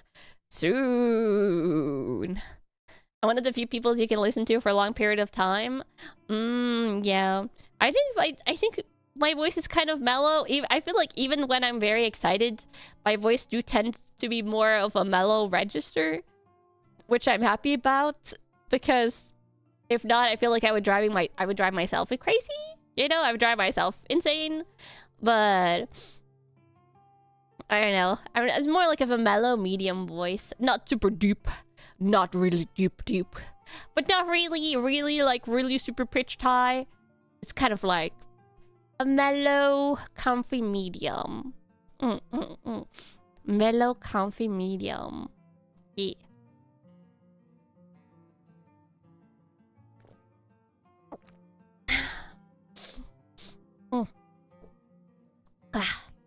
Yeah, much energy.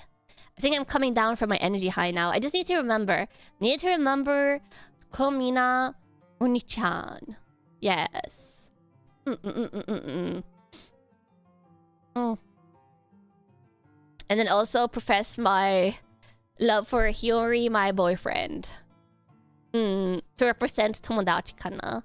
Yes. Unless that relationship is no longer ongoing. I would inflict maximum emotional damage, Kamos. As much emotional damage as I can in like 3 lines of dialogue. I got Gremlin kind of out of my system. No, I'm just recharging. I'm recharging for Mina. You know, gotta give her full charge, full emotional damage. I love Kamos more. Of course I love Kamos. The Hiyori boyfriend is only for Tomodachi Kanna. Tomodachi Kanna is her own creature. But will bring consequences to Mina just because it's fun. Yes. Yeah.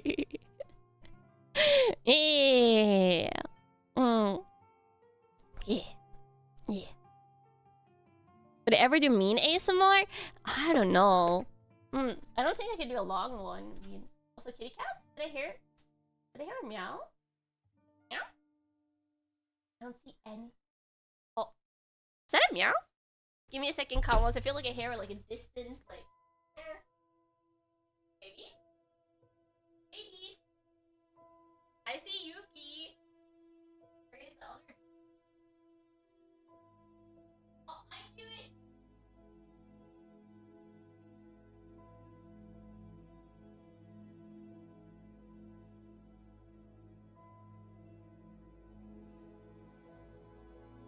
It was the twins, almost. They were perfectly.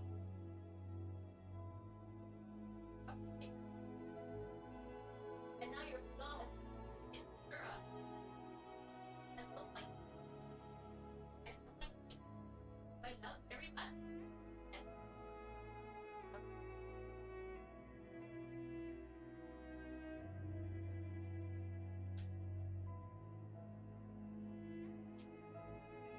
Give me a second, Kamos.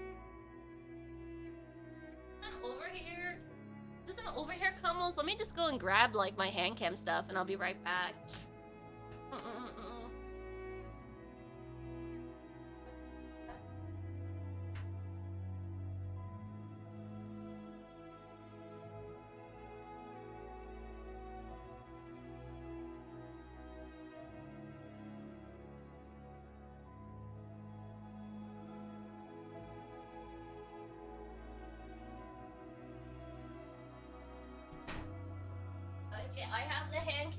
light.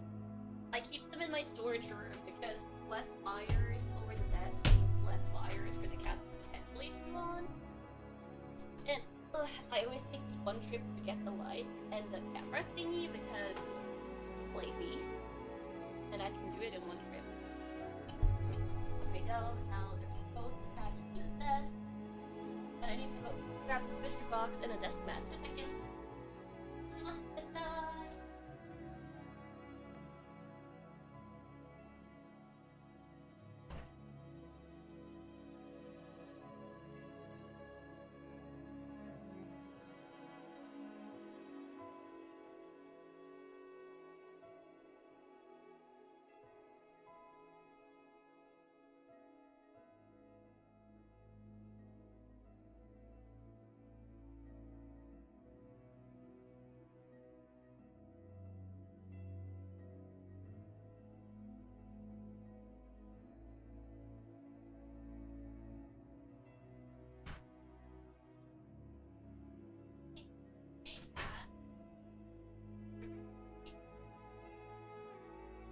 Three cats congregated outside the door while I was in the storage room.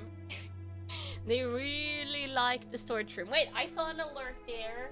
I don't have my headset on yet, but I saw it. Okay, I did grab the 1920 booster. I grabbed the correct one, which is good. Yeah, there we go. Ugh. Now I have my headset on. I haven't done the setup properly, but I have like all the pieces of the setup here now. Or didn't? I saw something! Icky! Mwah, thank you for the 10 coins. Arigato. Some more coins since we have 2 Kannas today. So cute. Aw. That's sweet.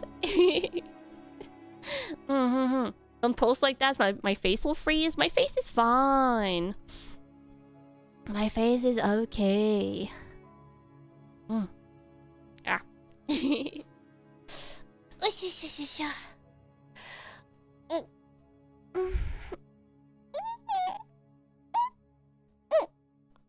Oh yeah. There we go.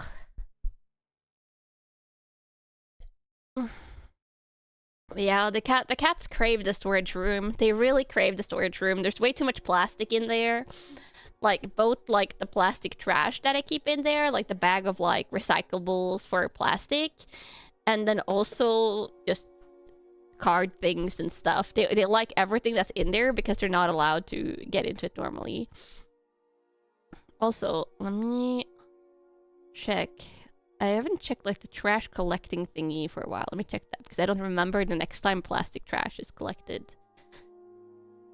That is going to be collected at an unknown upcoming date. What about the cardboard stash? The cats have quite a bit of cardboard available because they like chewing on it. What are you doing, cats? Though? I heard a sound. They were doing shenanigans again. Okay. This app is supposed to give me notifications for like the day before the trash is collected, but it was really bad about it in the beginnings. I don't trust it completely. Let me put in an alarm on my phone. Comes, give me a second. This alarm, I will just put it on the like late in the evening the day before. Or like same day. Plastsöppel. At this plastic trash. Oh, and that is on this date. Yes, on that date.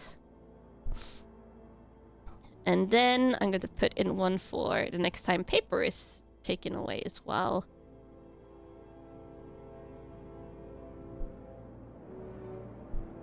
There we go. And that is on that date. There we go. Yes. Your citizens have a physical calendar with a garbage day. Oh, I don't get that. I get an app. Get an app, which is fine. As long as the alerts works on it properly. You're happy you have underground trash containers where you can just throw your bags in? I mean, I live out in the middle of nowhere, so there's not much stuff like that around here. But it works, it works. Yeah. And I love being able to throw out a lot of trash the day before, like the paper trash. Because it's an apartment building, there's like a shared paper garbage here.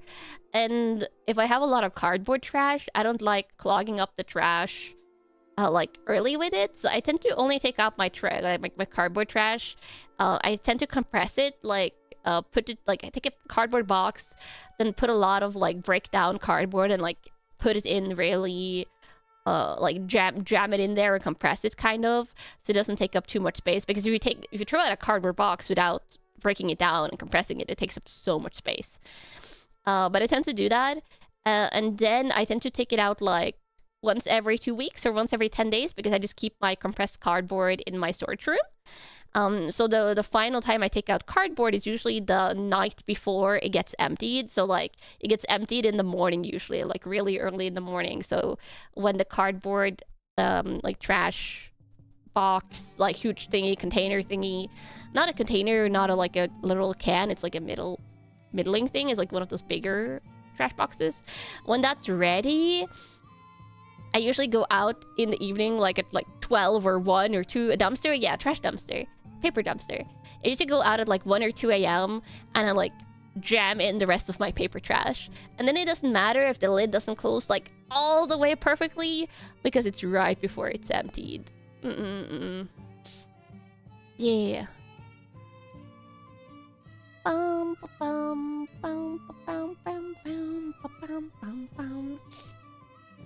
Well, that's what I do with my trash.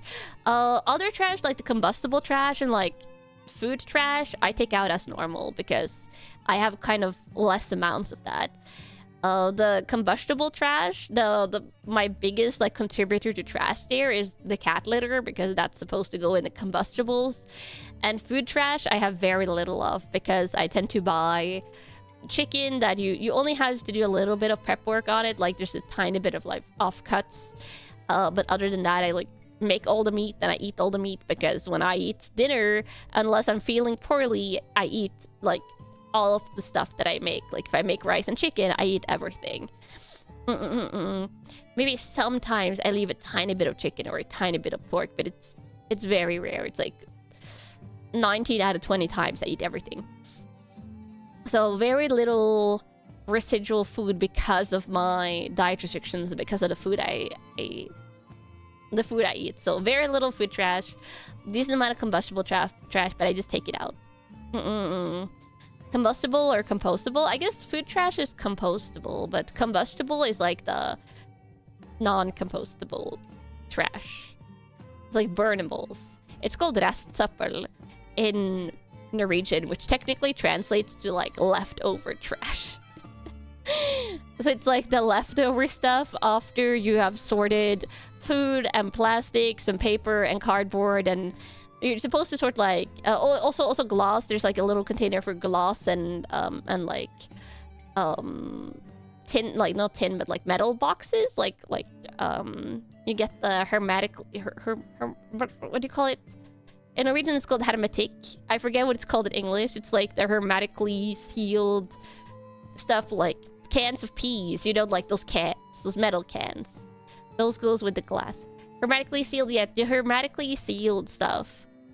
You're confused by what counts as burnable trash in Japan? You just have trash and recyclables where you are? Yeah. Yeah, so those hermetically sealed boxes and glass things has a container it goes in. Like, if you have an empty jar of blueberry jam, which I have, that goes in that trash, or an empty jar of coconut oil, or things like that goes in that trash. You have paper sorting, paper and cardboard, you have food, you have plastics, and then everything else goes in the leftover one. And you're supposed to keep your batteries and electronics and stuff and sort and like hand them in at places that accept like trash, like even finer sorting of trash. But depending on where you live, it's kind of far away and hard to get to. So that tends to be thrown in the leftover trash. You just have trash and recycling, but your city started a limited composting program a few years ago. Oh, that's pretty cool. Styrofoam too. Yeah, styrofoam goes in the leftover trash thingy. Which when I was younger, I thought it was supposed to go in the paper trash, but my mom was like, no, leftover trash. I will say, I do know that, like, if you have medicines that you're throwing away because they expired or things like that, or you're throwing them away from any reason, you can, at least, if it's the same as Norway, or at least here, you can turn it in at the apothecary. So that's the one trash that I go out of my way to not throw in any of the trash or recycling. Always hand in leftover medication at the apothecary. Or you are as well? Yeah. They will accept it. Sometimes they go like, oh, you're handing in. It doesn't seem like it's like that many people remember to do it. But that's what I do every time. Luckily, I don't have much of that either. Oh, let me see. I got a message. Oh, she put up a waiting room. Okay, let's see if I can use this. Oh, she put the link twice. Does this link work? Nice, waiting room is here. Which means that I can set up the raid.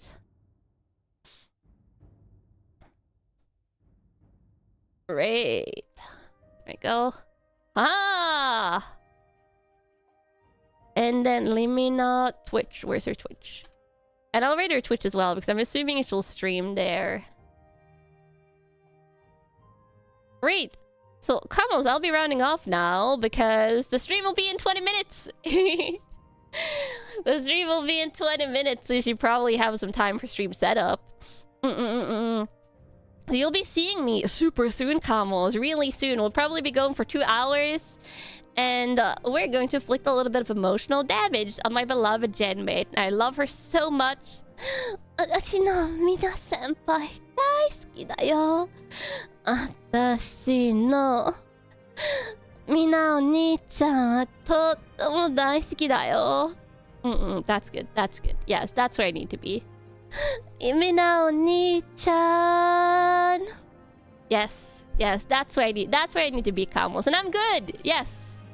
And I'm ready for the collab. Evil in its purest form. No, love, Camus, love. I will see you soon on the other side. You know, that kind of fits because me and Mina are on pretty opposite sides of the world. So I'll see you on a stream that will be streamed from the other side. I love you, Camels. Otsu. 大好きだよ。カモ先輩。私の大事な大事な大事なとっても可愛いカモちゃん。